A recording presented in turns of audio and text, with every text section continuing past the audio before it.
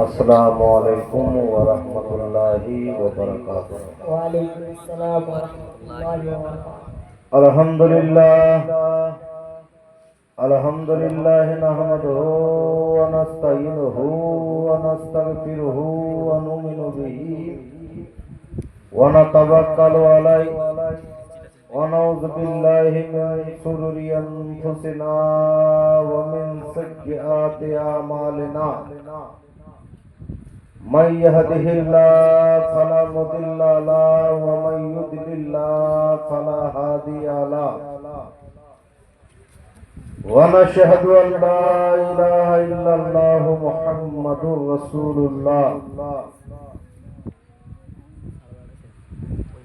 इन्नल्लाहा मअस साबिरीन। सदक़ल्लाहुल अज़ीम व सदक़ रसूलुहुन नबियुन अमीनुन मतीनुन करीम। व नहनु अला ज़ालिका लमिनश शाहिदीन व शाकिरीन। अल्हम्दुलिल्लाहि रब्बिल आलामीन। समस्त प्रशंसा ও তারিফ আল্লাহ তাবারক তাআলার নিমিত্তে, তার পরে তেনারি হাবিব ও নবীব আকায়ে নামদার মদনী কে তাজদার দোনো জাহানের মালিক মুখতার জনাব মুহাম্মদুর রাসূলুল্লাহ সাল্লাল্লাহু তাআলা আলাইহি ওয়াসাল্লামের বারগাহে অতল গভীরতা থেকে অন্তরের আকতীয় মিনতি পেশ করি অত্যন্ত উচ্চ স্বরে ভক্তি ভরে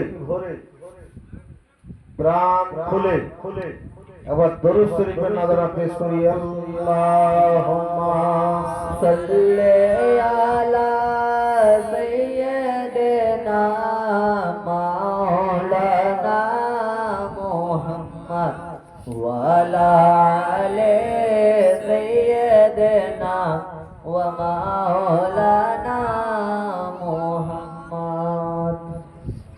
আমার নবী মদিনাতে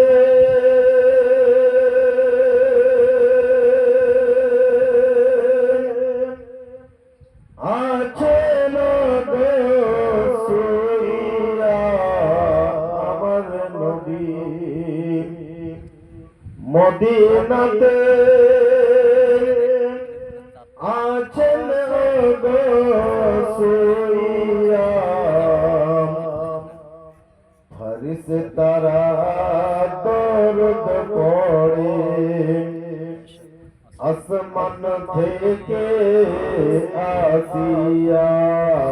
अल्लाहुम्मा सल्ले अला सय्यिदिना मौलाना मुहम्मद व अला आले सय्यिदिना व मौलाना मुहम्मद।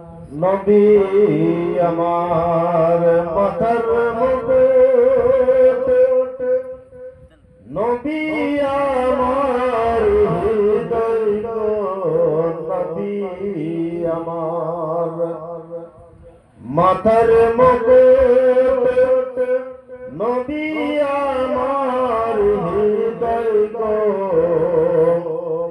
সেই নবীর নামে দরুদ পড়ে, সেই নবীর নামে দরুদ পড়ে। উম্মা জোড়ায় প্রাণের জ্বালা গো। अल्लाहुम्मा सल्ले अला सय्यिदिना मौलाना मुहम्मद व अला आले सय्यिदिना व मौलाना मुहम्मद सल्लल्लाहु ताला अलैहि वसल्लम। दरादरने इस्लाम, दरादरने तरीकत, আজকের এই মহতি পূর্ণ 40 মুহররম, আজকে যে কোটা বসে আছি এরা খুব দুর্ভাগ্যমান, আর যিনারা চলে গেছেন ওনারা সৌভাগ্যবান। কথা একটু উল্টো উল্টো আজকে বলতে হবে, তাহলে হয়তো নেগেটিভটা ধরতে পারবে। যারা বসে আছে এদেরকে হয় ঘর ঢুকতে দেয় না, বা বাড়িতে ঝামেলা হয়েছে, বা কালকে খরচ নাই গো, বা কালকে একটু গোড়ামি করে ফেরি করতে যাবেন না, এই টার্গেট করে এখন রাত যায়। সকালবেলা যে বাড়িতে যদি গিন্নি উঠায়, উঠো গো, যাবে না ফেরি করতে, এই, চলিস না। কালকে আমি 40 মহরম করতে গেছিলাম, এই বাহানায় হয়তো কেউ বসে আছে। আর যারা চলে গেছেন ওনারা সৌভাগ্যমান ব্যক্তি। ওনারা সকালবেলা কলমা খানি, কোরআন খানি, তারপরে টুপি থেকে ভুটি পর্যন্ত খিচড়ি খেয়েছে, সেটা হজম করতে হবে। আপনারা জোর করে বসে হেদায়েতের কথা শোনালে তো হবে না গো বাবা। তাদেরকে ওই যে পেট ভরে বিরিয়ানি খাইছেন, এখন 54 কেজি চালের খিচুড়ি তার ট্যাঙ্কিতে ভরেছে, সেটা তো হজম করতে হবে। ওই ট্যাঙ্কিটা তো খালি করতে হবে আপনি। এখন কালকে যদি বলে রেশন দোকানি ডিলাররা মাসে মাল দিয়ে দিচ্ছে, আবার যদি কালকে মাইকিং করে দেয় যে সামনের মাসের মালটা আবার কালকে পুনরায় দিয়ে দেওয়া হবে, মনে হয় পুলিশ হলে এমন লাইন লাগে। আমি দেখেছি তো ডিলারদের কাছে যে মানে এমন লাইন লেগেছে, কেউ ভোরবেলা উঠে খাতা জমা দিয়ে দিচ্ছে, কেউ কালকার থেকে ডিলারকে 4 বার ফোন করছে, কখন খুলবে বলো দিনই, শুধু টিপটা একবার দিয়ে। কেন? পেটে আধার ঢুকবে। ওরা মানুষের টার্গেটটা দেখতে পাচ্ছেন, খাবার বলে দিবে।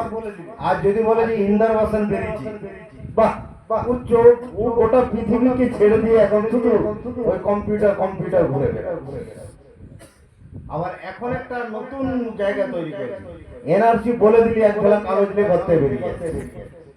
আধার কার্ডটা সংশোধন করতে হবে, রেশনটা করতে হবে, ছোট বেটার এইটা নাই ওটা নাই, একে ডিটেনশন ক্যাম্পে ভরে দিবে। এই ভয়ে ব্যস্ত হয়ে যাবে।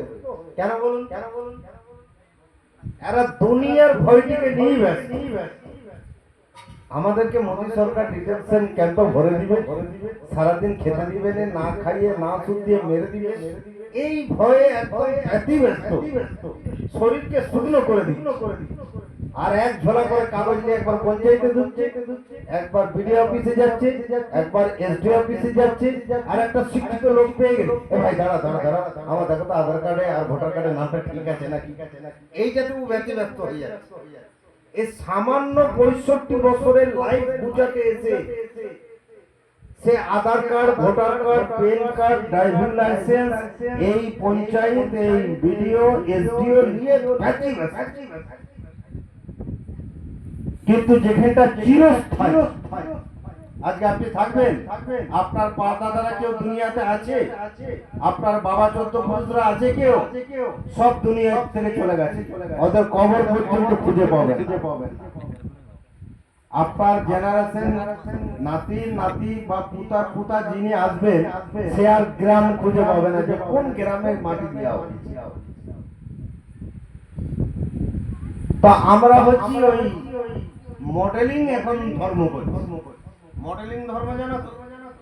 মডেলিং ধর্ম মানে জুম্মার দিনে খুব সুন্দর করে দাড়িকে মজকে চেঁচে একদম সেই ঝাঁটা মুড়োর মতন করে আর আতরকে লাগিয়ে আর 11টার সময় বেরিয়ে গেল জুম্মা পড়ে।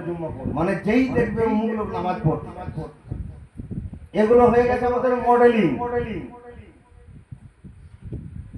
লোক দেখানো কাজ হয়ে গেছে, ধর্মটা হয়ে গেছে লোক দেখানো। এই যে কোটা বসে আছেন, হয়তো কেউ দায়িত্ব আছেন, আর কারো ঘরের পাশে মাইক পাচ্ছে, বাবা ঘরে কেনা শুনবে, একটু সামনে যায়, লোক তো বুঝতে পারবে যে বসেছিলাম। কিন্তু সব বুকে হাত দিয়ে বলুন যে ইমামে হোসেনের ভালোবাসায় কল্পনা বলছে। ইমামে হুসেনের যদি ভালোবাসা একটা লোক থাকে, এদের অবশ্যই নিয়ম পরিপূর্ণ করবেন ইমামে হুসেন, বলুন সুবহানাল্লাহ, সুবহানাল্লাহ।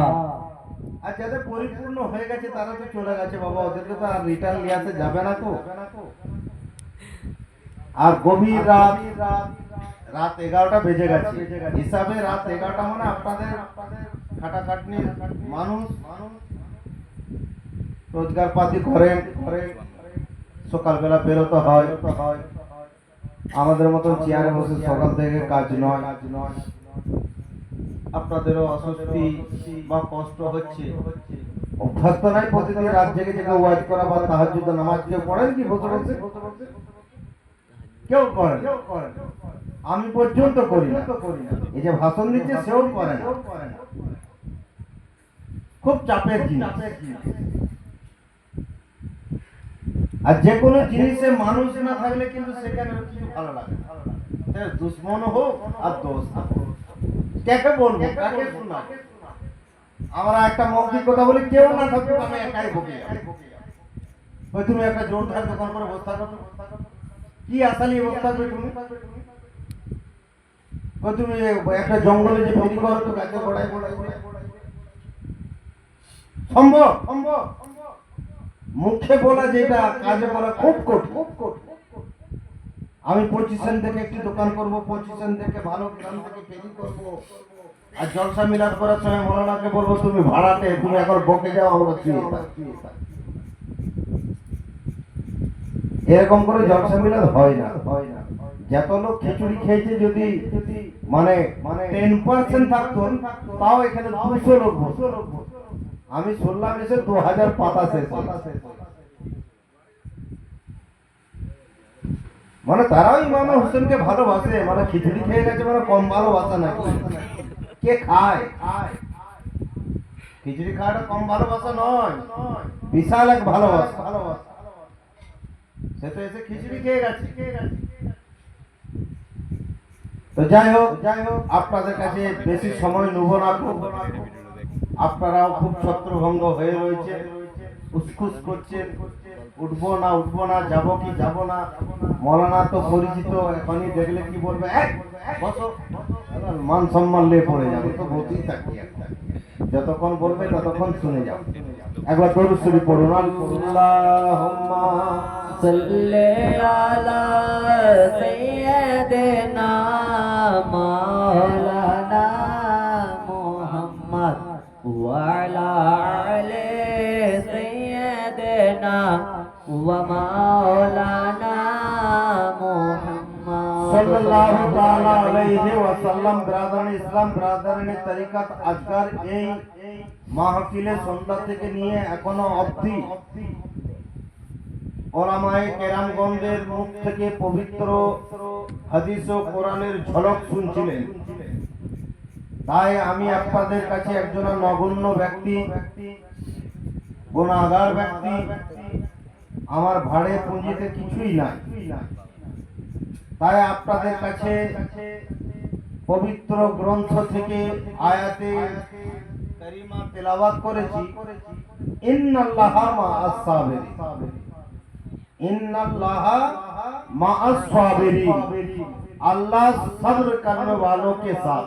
बेशक सुभान अल्लाह। আল্লাহ ধৈর্যশীল ব্যক্তির সাথে রয়েছে। আল্লাহ কখনো কোনো জায়গায় বলে না যে আমি নামাজীর সাথে রয়েছি, আমি পরেজগারের সাথে রয়েছি, আমি পীরের সাথে রয়েছি, আমি গৌসে আজমের সাথে রয়েছি, আমি সাহাবীর সাথে রয়েছি, আমি তাবিঈনের সাথে রয়েছি, আমি রাসূলের পাকের সাথে রয়েছি, আমি একজন দানশীল ব্যক্তির সাথে রয়েছি। আল্লাহ নির্দিষ্ট করে বলেন না। আল্লাহ বলছেন আমি সবর করতে ওয়ালোকে সাথ। যার মধ্যে ধৈর্য আছে, যার মধ্যে সবর আছে, আমি তার মধ্যে আছি। আজ আমাদের মধ্যে সবর নাই তো আল্লাহ আমাদের কাছে নাই। আজ আমাদের মধ্যে সবর নাই, আল্লাহ আমাদের কাছে নাই।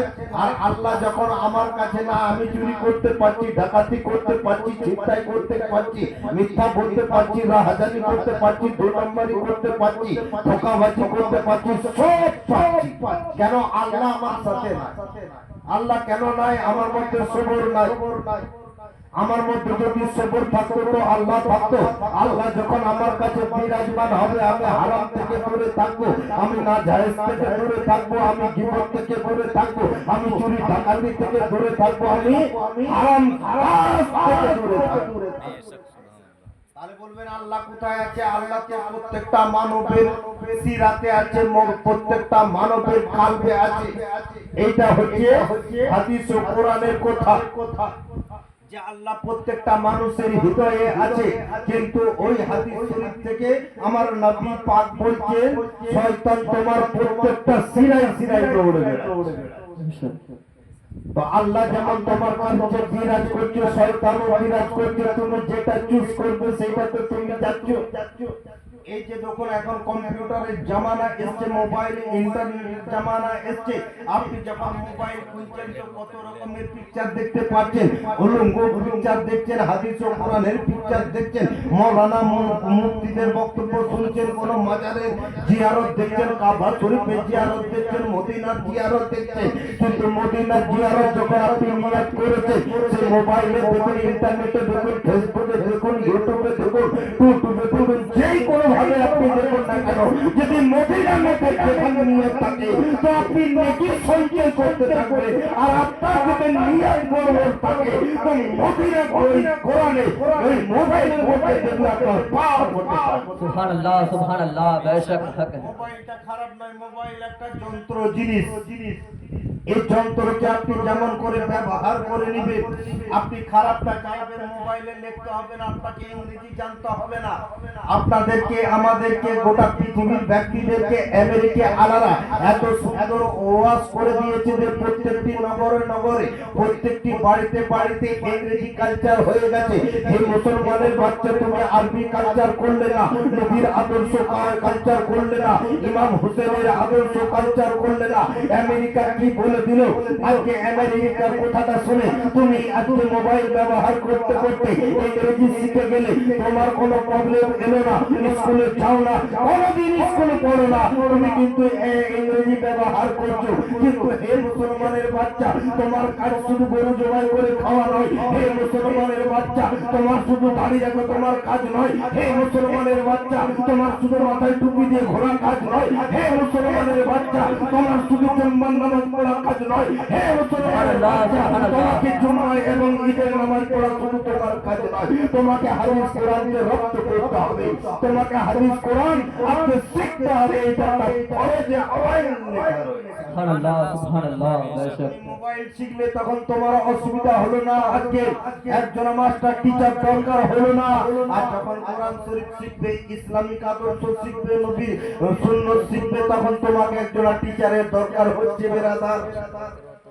তাহলে আমরা কোন পয়েন্টে আছি?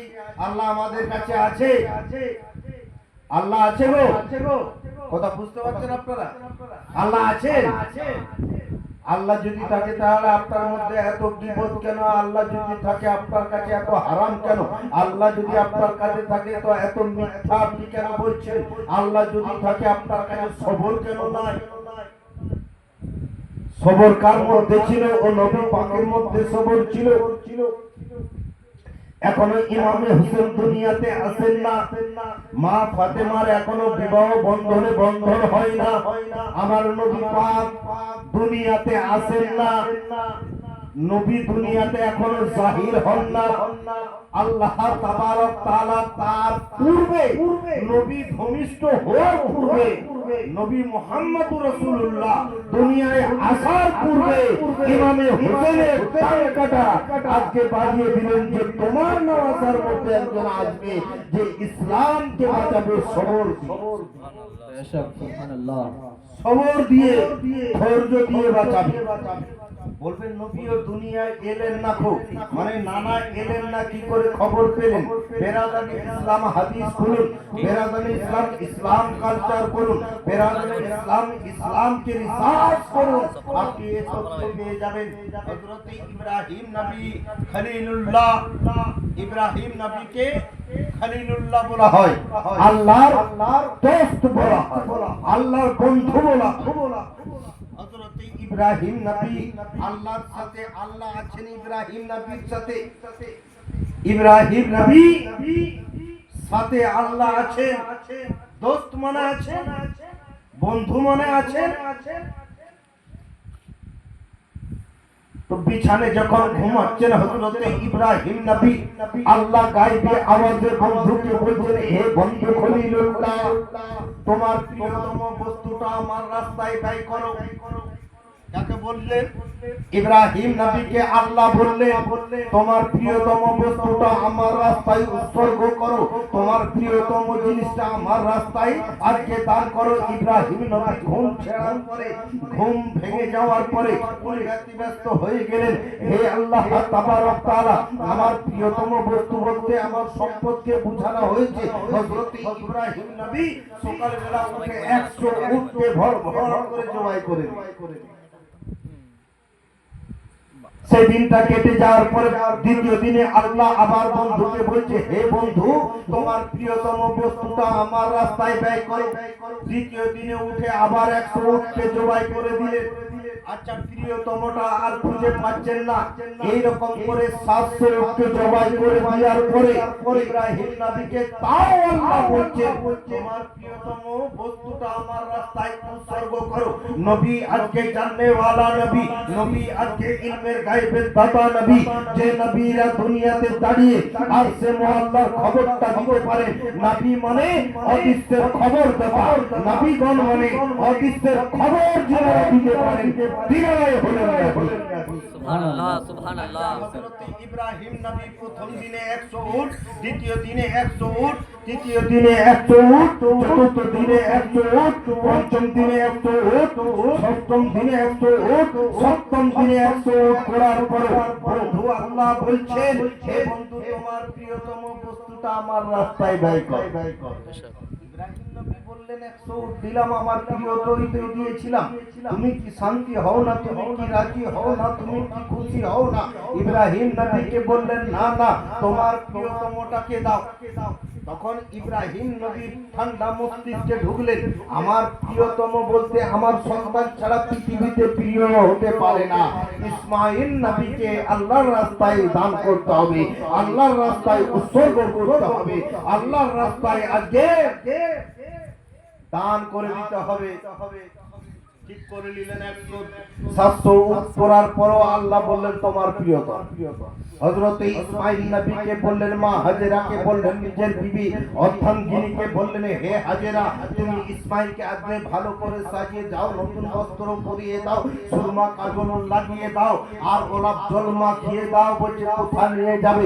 একটা নতুন জায়গা নিয়ে যাব, যেখানে দিদারে আল্লাহ দেখা যায়, যেখানে আল্লাহর সাথে সম্পর্ক হয়ে যায়, যেখানে আল্লাহর সাথে মিলন হয়, সেখানে নিয়ে যাব। হযরতে হাজেরা বুঝতে পারলেন না। বেরাদার ইসমাইলকে সাজিয়ে গুছিয়ে ইব্রাহিম নবী নিজের সন্তানকে রাস্তার মধ্যে নিয়ে যাচ্ছে। শয়তান কত দেখুন ফটকাবার জন্য ইসমাইল নবী কানে কানে এসে জিজ্ঞাসা করলেন, হে ইসমাইল নবী, তোমার পিতা, তোমার আব্বা, তোমার বাবা হযরত ইব্রাহিম তোমাকে কোথায় নিয়ে যাচ্ছে জানো কি? ইসমাইল নবী বললেন, না না, আমার আব্বা তো বলে না কোথায় নিয়ে যাচ্ছি, আমাকে বাজার হয়তো নিয়ে যাবে, বা শপিং মহলে নিয়ে যাবে, বা কোনো দেশ বিদেশ বেড়াতে ভ্রমণ করতে নিয়ে যাবে, এটাই মনে করেছিলেন ইসমাইল নবী। শয়তান তখন বলছে, না না, তোমার আল্লাহ নাকি ইব্রাহিমের আল্লাহ। আল্লাহ তাকে খবর মানে স্বপ্নে দিয়েছিলেন যে তোমার প্রিয়তম বস্তুটা আমার রাস্তায় ব্যয় করো। তো তোমার পিতা প্রথম দিনে, দ্বিতীয় দিনে, তৃতীয় দিনে, চতুর্থ দিনে, পঞ্চম দিনে, ষষ্ঠম দিনে, সপ্তম দিনে 700 উটকে জবাই করে দিয়েছে। আল্লাহ তাও বলেছেন যে তোমার প্রিয়তমকে তোমাকে ছাড়া ইব্রাহিম নবী আর প্রিয়তম দেখতে পায় না, তোমাকে আল্লাহর রাস্তায় জবাই করতে। শয়তান তালে কান ভাঙানি দিল যে ইব্রাহিম, হে ইসমাইল, তোমাকে তোমার পিতা হত্যা করতে নিয়ে যাচ্ছে, জবাই করতে নিয়ে যাচ্ছে, তার আল্লাহকে রাজি করার জন্য, তার মানে তার আল্লাহকে সন্তুষ্ট করার জন্য। তাহলে শয়তান কাজে সেখানে লেগেছে। ধরুন আজ এই বর্তমান সমাজে এই মাহফিলে কিন্তু শয়তান ছিল, তাই মানুষ এখানে বসতে পারে না, নিজ নিজ বাড়িতে গেছে। ইব্রাহিম নবীর মতো যদি একজন ইব্রাহিম নবীর ছেলে ইসমাইলকে যদি শয়তান অ্যাটাক করে ভুল মন্ত্রণা শিখায়, তাহলে আমি আপনি কি পাগলা যে একটা মাহফিলে আসাতে বাধা দিতে পারে না শয়তান? যখন আপনি বাড়ি থেকে নিয়ত করে বেরিয়েছেন, তখন বলছে, এই কোথায় যাবি? ওখানে বেশি লোক জলসায় মাহফিলে হয় না, যা হবার দিনের বেলা হয়ে গেছে, যা ঘর যা। খানিকক্ষণ দরকার দোকানে গেঁজালো, দুটো পান খেলো, একটা সিগারেট খেলো, ঘর চলে গেল, বিবের কাছে ভাত দিয়ে খাইয়ে দিয়ে শুয়ে গেল, নিজের সাথে একটু ঝামেলা হলো। শয়তান সেখানে কাজে লাগাচ্ছে। কিন্তু আপনাদের কাছে কি শয়তান নাই বা না আমাদের কাছে নাই? শয়তান কিন্তু আশেপাশে আছে। আমাদের ইমানের জজবা এতটাই বেড়েছে বা ইমানি কবজা ক্ষমতা এত কবজাটা শক্ত করতে পেরেছি যে ইমামে হুসেনকে ভালোবাসি, তুমি যাই বলো তোমার কথা আর শুনবো না। बेशक हक है। আর শুনবো না। তো ইসমাইল নবীকে যখন ওই মন্ত্রটা দিল, কি বললে? বলছে শুনো, তোমার আল্লাহকে রাজি করার জন্য তোমার পিতা তোমাকে জবাই করতে নিয়ে যাচ্ছে। তখন ইসমাইল নবী ও বাপ কা বেটা সিপাही का घोड़ा घोड़ा नहीं तो थोड़ा थोड़ा, বাপ যেমন হবে বেটাও সেরকম হবে। আপনি যদি মূর্খ হন, আপনার বেটা তো ফ্রান্সে চাকরি করতে পারে না। আপনি ফেরিওয়ালা হলে আপনার ছেলে ফেরিওয়ালা হবে, আপনি মাস্টার হলে আপনার ছেলে মাস্টার হবে, আপনি ভদ্র হলে আপনার ছেলে ভদ্র হবে, আপনি নামাজি হলে আপনার ছেলে নামাজি হবে, আপনি যদি মদখোর হন আপনার ছেলেও মদখোর হচ্ছে। কি হয় না? দেখে নেন যদি বাপ কন্ট্রাক্টিং করে, ছেলে লাইসেন্স করে কন্ট্রাক্টর বানিয়ে দিই। ছেলে বাপ যদি ব্যবসায়িক হবে, ছেলেকে আরেকটা পাশে ব্যবসা করে দিয়ে। বাপ যেহেতু দুটো মেয়ে রেখেছে তো ও তিনটা রেখেছে, বাপের সাথে একটু বেড়ে গেছে। কেন? বাপ সে দেখিয়ে দিয়েছে যে আমি দেখ তোর মাকে বিয়ে করার পরে একটু ঝামেলা হয়েছিল, আমার কথা শুনেনি, আমি একটা সাঁওতাল নিয়ে নিয়েছি। বেটা দেখলো যে বাপ তো একটা মুসলমান করে আমাকে জন্ম দিল, আবার একটা কাজ করতে যে সাঁওতাল নিয়েছি, তো আমি একটা হাড়ি নিয়েছি আর একটা চামাড়া নিয়েছি আর একটা মুচি নিয়েছি, ঘরটা ছোট্ট করে দেবো। বাস্তব কথা বলছি, একদম মিলিয়ে দেখে নিবেন। কোরআন হাদিসের কথা বলা এখন কোনো যুক্তি না। কে শুনবে? এখন শোনার লোক আছে? টুপি মাথায় দিয়ে দাড়ি রেখে দিলে মুসলমান হবে কি? আর প্রতিদিন 500 করে গোশ নিয়েছে আর ভোরে খেয়ে দিয়ে আনলাম মুসলমান। তোমার ধর্মের বিদ্যা একটাও শিখনি। তোমার পেটে লাত মারলে কলমা বেরোবে, বেরোবে। যদি একটা অমুসলিম এই আসানসোলের ব্যক্তি এসে জিজ্ঞাসা করে যে ভাই তুমি কি পড়ে মুসলমান হয়েছে একবার বলো, করে যা হোক করে বিসমিল্লাহটা বলবে। ও তো কলমা জানেই না কি বলবে। পারবে কি? পারবে না। অধিকাংশ লোক পারবে না, ওর তো কালচার না। আর এখন এই বর্তমানে মোবাইল বেরিয়ে ছেলেগুলোকে সবকে ধ্বজভঙ্গ করবে। 12 বছরের ছেলে মায়ের কোথায় শুনে না, বাপের কোথাও শুনে না। এখন বাপ মা ঘরে শুয়ে থাকছে ছোট ছোট বাচ্চাদেরকে নিয়ে, আপনার ঘরে যুবক ছেলে রয়েছে, সে মোবাইল দিয়ে ফাঁকায় বেরিয়ে গেছে, বিভিন্ন রকমের পিকচার দেখছে, মজা লাগছে। আর কমাস শুরু হতে হতে মনে হবে যে তাল পাতা তৈরি হয়ে ছেলেকে যেদিনই বিয়ে দিচ্ছে অষ্টমঙ্গলা শেষ হয়নি, তারপরে দিনে বিচারে বসতে হবে। একবার পার্টি অফিসে, একবার থানাতে, একবার পঞ্চায়েতে, একবার পাড়াতে। কেন বলুন তো? আপনি আপনার ছেলেকে একটা 19,000 টাকা দিয়ে মোবাইল কিনে দিয়েছিলেন, মনে আছে? তার ভোটে তোমাকে আপনি দিতে হচ্ছে, পঞ্চায়েতে দ্বারস্থ হতে হচ্ছে, পুলিশের নিকটে দ্বারস্থ হতে হচ্ছে, পাড়া প্রতিবেশীর মেম্বারের কাছে দ্বারস্থ হতে হচ্ছে। এটাই কারণ হচ্ছে যে তুমি তাকে উপযুক্ত সময়ে উপযুক্ত শিক্ষা দিতে পারোনি। সে একটু বায়না ধরেছে, তুমি তাকে একটা 19,000 টাকা মোবাইল দিয়ে তার লাইফটাকে তুমি বরবাদ করে। এগুলোই তো ওয়াজ। আবার কি ওয়াজ? হাদিস কোরআনের কথা বললে কে বুঝবে? আমি বললাম আলাম তারা কাইফা কালা রাব্বুকা বিআসহাবিল ফিল, আপনাকে বললাম কি বুঝলাম? বলছে ঘোড়ার ডিম। আমি তো কোরআনের কথা বলছি। লীলা ফি কুরাইশিন, আপনি বললেন ঘোড়ার ডিম। আপনি সব সুবহানাল্লাহ মাশাআল্লাহ আলহামদুলিল্লাহ বলে বলে ঘর চলে গেলেন, কিছুই শিখলেন না, কিছুই জানলেন। ওয়াজ মানে কি? কিছু শিখবো, কিছু লুবো, আর সেই থেকে কাল সকাল থেকে সেইটি একটু একটু করে কাজে লাগাবে। ধরুন সাপোজ বলছি পেছাব বসে পানি লিখছিলেন না, মহাসাহেব বললেন পেছাব বসে পানি নিবে, নাহলে কবরে তোমার আযাব। মানুষের আযাব কবর হবে পেছাবে যদি না পানি নেয়। কেন? সে নাপাক অবস্থাতে মৃত্যুবরণ করছে, নাপাক অবস্থায় জীবন যাপন করেছে। আপনি ধরুন পেছাব বসে পানি নিলেন না, এ রাস্তাতে চলাহাঁটা করছে, আপনার চর্মচক্ষুর আড়ালে কত ফেরেশতা চলা উঠা বসা করছে জানেন? আপনি সেটা আপনার দৃষ্টিকোণে ধরা পড়ে না, কিন্তু ওই ফেরেশতা যতক্ষণ আপনাকে দেখবে আপনার উপরে নানা বর্ষণ করতে থাকবে। এটা দুনিয়াতে যাবে, তারপর আপনার রুজি রোজগারে খামতি হবে, সংসারে অশান্তি আসবে, গ্রামের লোক অপমান অপদস্থ করবে, আপনাকে ছোট বড় কথা বলবে, সম্মানীয় জায়গাতে যেতে পারবেন না। কেন? আপনাকে নতুন গাড়ি থেকে যে ফেরি করবে আস্তে আস্তে সাইকেলটা দাঁড় করে দিয়ে চ্যানটা খুলে দিয়ে সাইলেন্সের পাইপ বার করে ছেড়ে দিবে। পানি তো ওখানে ছিল না বাবা, তাহলে আপনাকে কোনোদিন বিচারক করবে? আপনাকে মরণ মুখা তৈরি করবে? করবে না। কেন? যে আপনাকে রাস্তায় বাচ্চা ছেলেরা দাঁড়িয়ে পেচ্ছাপ বসতে দেখেছে, আপনি পেচ্ছাপ বসে পানি নেন। তো ইসমাইল নবীকে যখন ওই শয়তান এসে বলছে, হে ইসমাইল, তোমার বাপ তার আল্লাহকে রাজি করার জন্য তোমাকে জবাই করতে নিয়ে যাচ্ছে। इस्माइल नबी बाप का बेटा सिपाही का घोड़ा कुछ भी नहीं तो थोड़ा थोड़ा, बाप का बेटा सिपाही का घोड़ा दोनों का समान समान, দুজনকারই সমান, দুজনাই নবী। তখন ইসমাইল নবী শয়তানকে বলছে, যদি আল্লাহ আমাকে জবাই আমার আব্বা আমাকে কুরবানি করার পরে জবাই করার পরে যদি আল্লাহ সন্তুষ্ট হয়ে যায়, হে শয়তান শোনো, আমি ইব্রাহিমের ওয়ারিস থেকে, আমি মা হাজারার পেট থেকে প্রত্যেক সেকেন্ডে প্রত্যেক ঘন্টায় যেন আমার ইসমাইল জবাই হয়, ইসমাইল যেন জন্মগ্রহণ করে, আর আল্লাহকে রাজি করার জন্য আমার পিতা ইব্রাহিম যেন আল্লাহর রাহে জবাই। সুবহানাল্লাহ, সুবহানাল্লাহ। শয়তান দুল্লাহকে খাটা গেল না, এই তো বাপের ছেলে তো, এই তো আমাকে উল্টো জবাব দিয়ে দিল।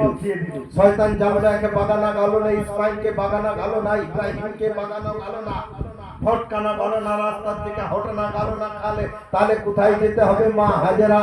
মায়েদের কাছে যাই, মায়েরা খুব হৃদয়বান হয়, খুব নরম দিলের মানুষ হয়, তাদেরকে যদি ফুসফুসানি দিয়ে দিই, এখনই মা হাজেরা এসে আটকে বলবে, আমার সন্তানকে তুমি বুঝিয়ে দাও। শয়তান ছুটতে ছুটতে কোথায় যাবে? মা হাজেরার নিকটে গেছে।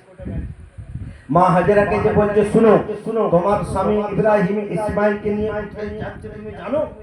তোমাকে সাজানা করেছে, গোসল দিয়া করেছে, সুরমা পোড়ানা করেছে, আতর লাগানা করেছে, নতুন বস্ত্রই পরিধান করা করেছে, এত সুন্দর সুসজ্জিত সাজানোর পরে কোথায় নিয়ে গেছে জানো?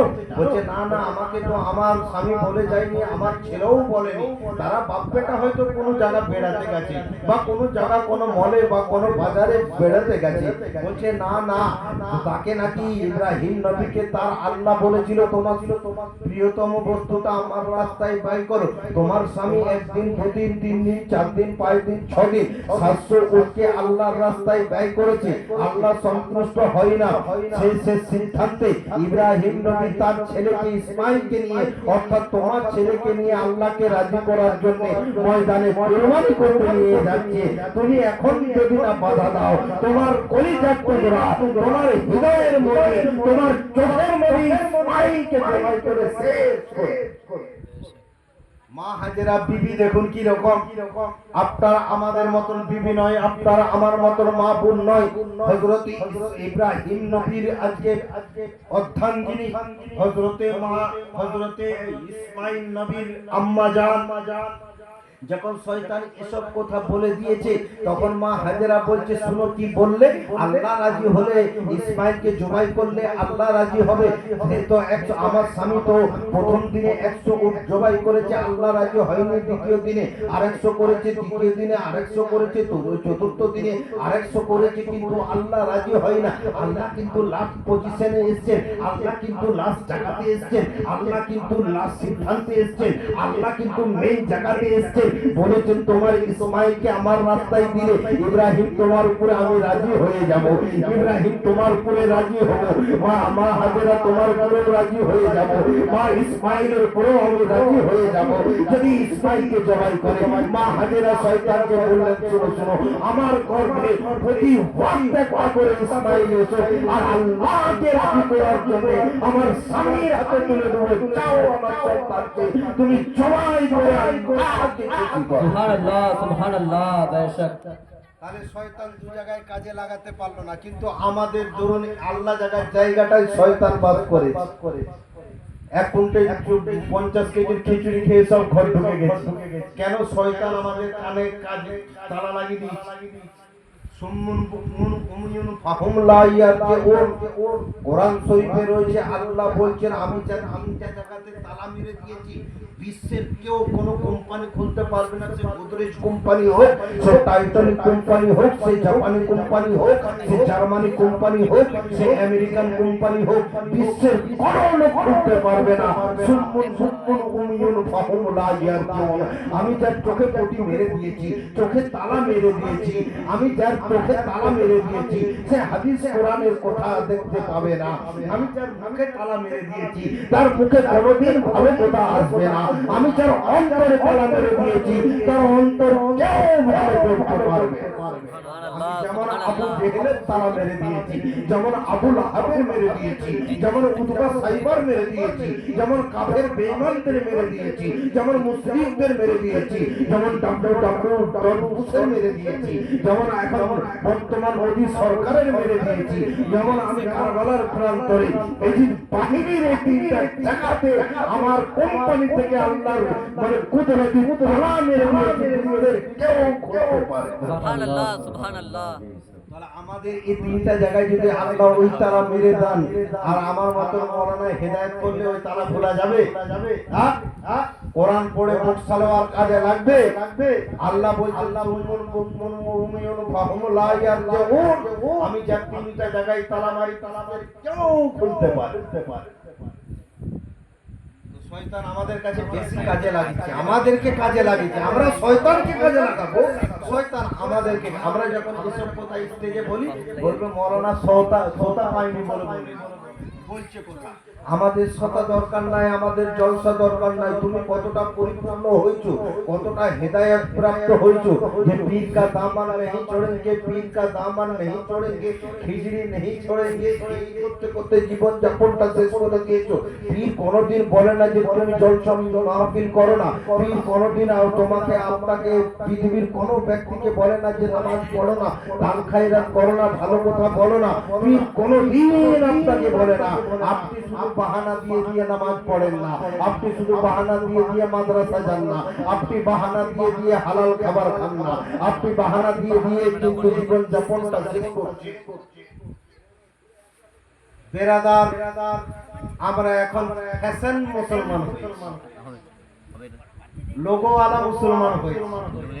একটা লোগো লাগিলাম মুসলমান, কাজ তুমি যাই अंदर में सब कुछ चलेगा, ऊपर लेवलটা ঠিক রাখো, তাহলে চলবে তোমার। আল্লাহ বলছে তোমার লেবাস দেখবো না, আল্লাহ বলছে তোমার দাড়ি দেখবো না, আল্লাহ বলছে তোমার মসজিদ দেখবো না, আল্লাহ বলছে তোমার মাদ্রাসা দেখবো না, আল্লাহ বলছে তোমার কোরআন পড়া দেখবো না, আল্লাহ বলছে তোমার ইলমিয়াত দেখবো না, তোমার দিলের অন্তরে অন্তঃস্থলটা আমি দেখবো, তুমি কতটা কোরআনকে ভালোবাসো, কতটা হুসেনকে ভালোবাসো। তোমার উপর লেভেলটা দেখে আমার কোনো দাম নেই, তোমার অন্তর্মহলটা দেখো, অন্তর্মহলটা দেখো। তো ইসমাইল নবীকে যখন 2 জায়গা থেকে সরাতে পারলো না, হাজেরা মা হাজেরাকে দিয়েও হলো না, ইসমাইল নবীকে দিয়েও হলো না, ময়দানে গেলেন। বেটা এখনো বাপকে বলেনি, বেটা কিন্তু বাপের কাছ থেকে এখনো শুনেনি কি করতে যাচ্ছে। এমতো অবস্থায় ইব্রাহিম নবী ইসমাইল নবীকে এবারে বলছেন ময়দানে যে, বলছে বেটা হে আমার কলিজার টুকরা, আমি তোমাকে এত সাজুগুজু করে এত খুশবু আতর লাগিয়ে এই ময়দানে নিয়ে এসেছি একটাই কারণ বেটা জানো?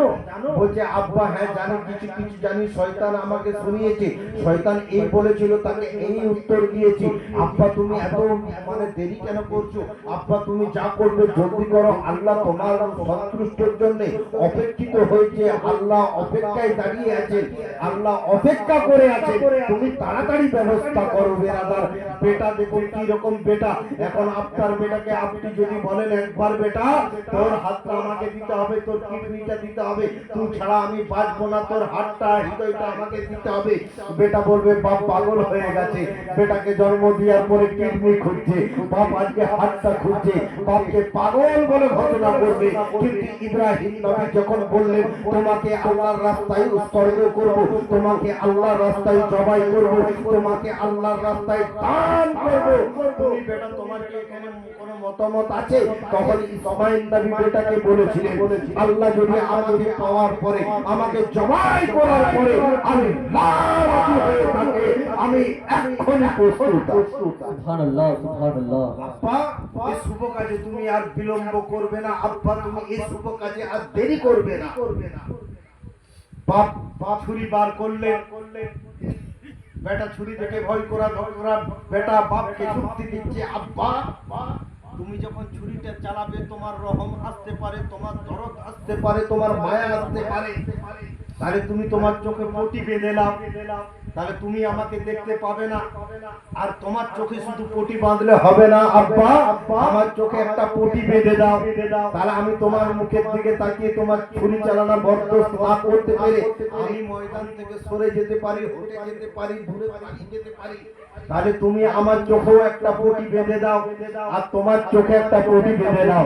আর তুমি যখন ছুরিটা চালাবে এই ছুরির যন্ত্রণা, এই ছুরির বেদনা, এই ছুরির মানে আঘাত আমি সহ্য না করতে পেরে আমি সরে যেতে পারি আব্বা তুমি আমার হাতকে বেঁধে দাও, আমার পা দুটাকে বেঁধে দাও।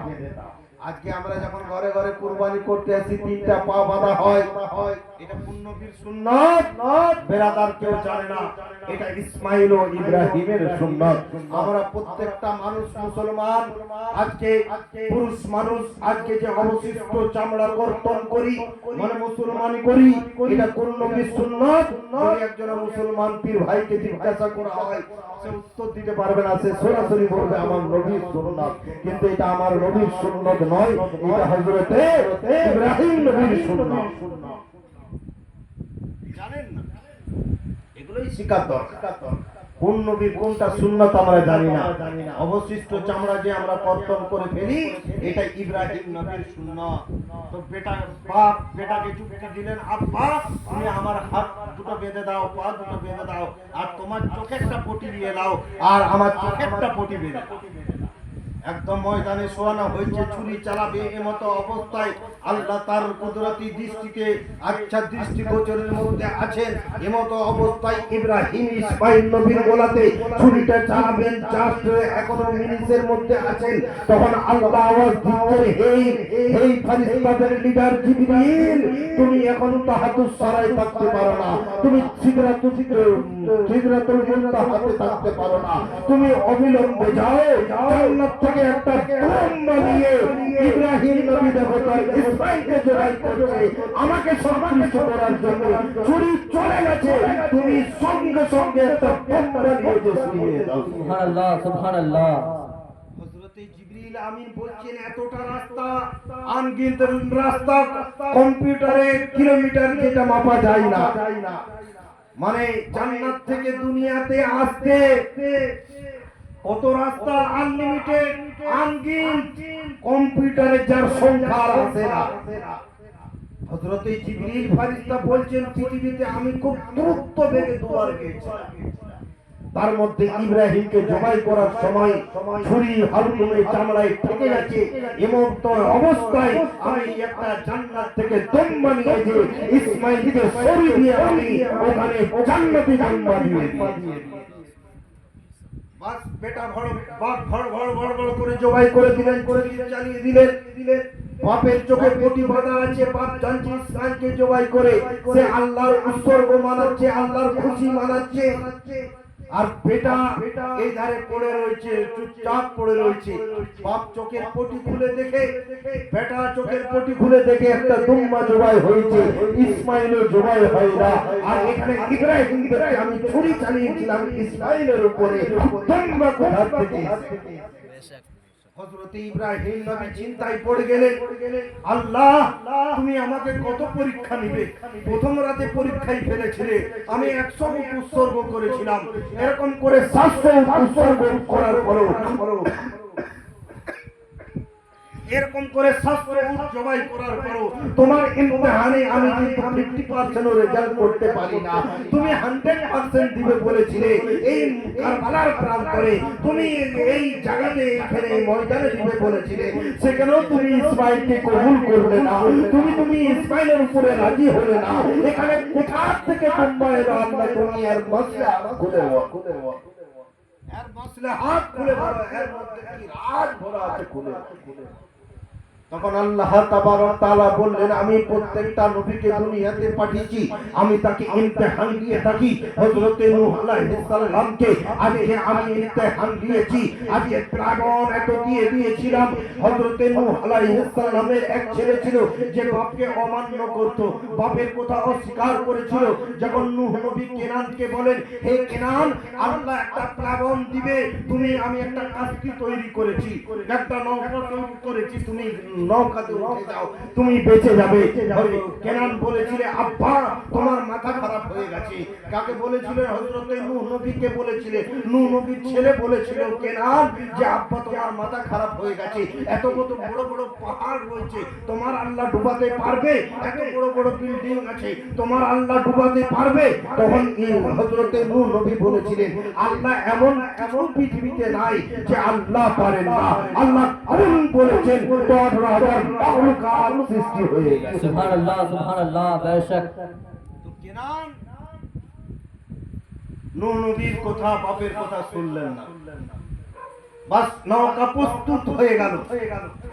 আচ্ছা, আপনাদের কি বিরক্ত বোধ লাগছে? শেষ করে দেব না না, আজকে ইচ্ছা আছে, মনটা চেকেছে, শয়তান দূরে গেল, হোসেন কাছে এসেছে। বাহ, এই হলো কথা। জলসায় লম্বা চওড়া বক্তব্য দিলে হবে না, মানুষের একটু মাথাতে ঢোকাবার চেষ্টা করতে হবে। আল্লাহ থাকে প্রত্যেকটা হৃদয়ে, কিন্তু আমরা আল্লাহর জায়গাতে কাউকে বসিয়ে রেখেছে বলি তো এই প্রবলেমগুলো আসছে। তো বলতেছিলাম হযরতে কেনান সেদিন অস্বীকার করেছিল কাকে? বাপকে। যে তোমার পাগল হয়ে গেছে না, এত বড় পাহাড় সেটা আল্লাহ ডুবিয়ে দিল। তো সেই নবীর উপরও পরীক্ষা এসেছিল, নূহ নবীর উপরে এত প্লাবন দিয়েছিল। আর এক বুড়ি ছিল, সেই বুড়ির ঈমান দেখুন। ওই বুড়িকে যখন নূহ নবী বলেছিলেন, বুড়ি মা, আল্লাহ একটা প্লাবন পাঠাবে, তোমার তো এই পুরো ঘর টিকবে না, তো তুমি আমার নৌকাতে উঠে যাবে। বুড়িমা বললে, বাবা তাহলে তুমি সময় করে আমাকে উঠিয়ে নিও। বেটাকে বললে, বেটা অস্বীকার করলে। বুড়িকে বললে, বুড়ি বললে, বাবা একটু মনে করে, আমি বুড়ো মানুষ, তোমার কাছে যেতে পারবো না, একটু মনে করে আমাকে তুলে নিও। বুড়ির ঈমান ছিল যে নূহ নবী যেটা বলছে, নবী যেটা বলছে এটা সত্য, নবীর কথা ফল্ট হতে পারে না। নবীরা কোনোদিন মিথ্যা বলেন না, নবীরা মাসুম, নবীরা পাক থেকে, মানে গুনাহ থেকে পাক। বুড়ির এই নিয়ত ছিল। কিন্তু বেরাদার সঙ্গে সঙ্গে প্লাবন এসে বেরাদার বড় বড় পাহাড় সব ডুবে গেছে। আর ওই কাস্তির মধ্যে যে 40 জন উঠেছিল তারাই জানটা বেঁচে। যখন প্লাবন আস্তে আস্তে কমতে, সব তো শেষ হয়ে গেছে, দেশ কিচ্ছু নাই। ওই নৌকার মধ্যে যা ছিল, আর ওই নৌকাটা কোন দিকে যে ঘাটে লেগেছিল জানেন? সেইটা ছিল 10ই মুহররম। সুবহানাল্লাহ সুবহানাল্লাহ। ডুবি পাহাড়ে যে ওই নৌকা ঠেকেছিল প্লাবন 40 দিন কাটার পরে। তো কেনান তো ভেসে চলে গেল, ডুবে চলে গেল, পচে চলে গেল, কারণ সে বাপকে মানলো না, বাপের উপরে ঈমান আনলো। আর বুড়ি কিন্তু ঈমান এনেছিল তার কাছে, প্লাবনই যায়। গোটা পৃথিবী ডুবে গেল, গোটা দেশ ডুবে গেল, হাঙ্গামা হয়ে গেল, কোনো জান বাঁচলো না, পিঁপড়ে বাঁচলো না, বাঁদর বাঁচলো না, আরশোলা বাঁচলো না, বাঘ বাঁচলো না, হাতি বাঁচলো না, মানুষ বাঁচলো না, খ্রিস্টান বাঁচলো না, যত ধর্মীয় কেউ বাঁচে না, ইল্লা বুড়ি জমিনে সারা জমিনে প্লাবন হয়েছিল। আর বুড়ি যেখানে টিকলে ঘর করেছিল সেখানটি শুকনা ছিল, বাকি সব শেষ হয়ে গেছে।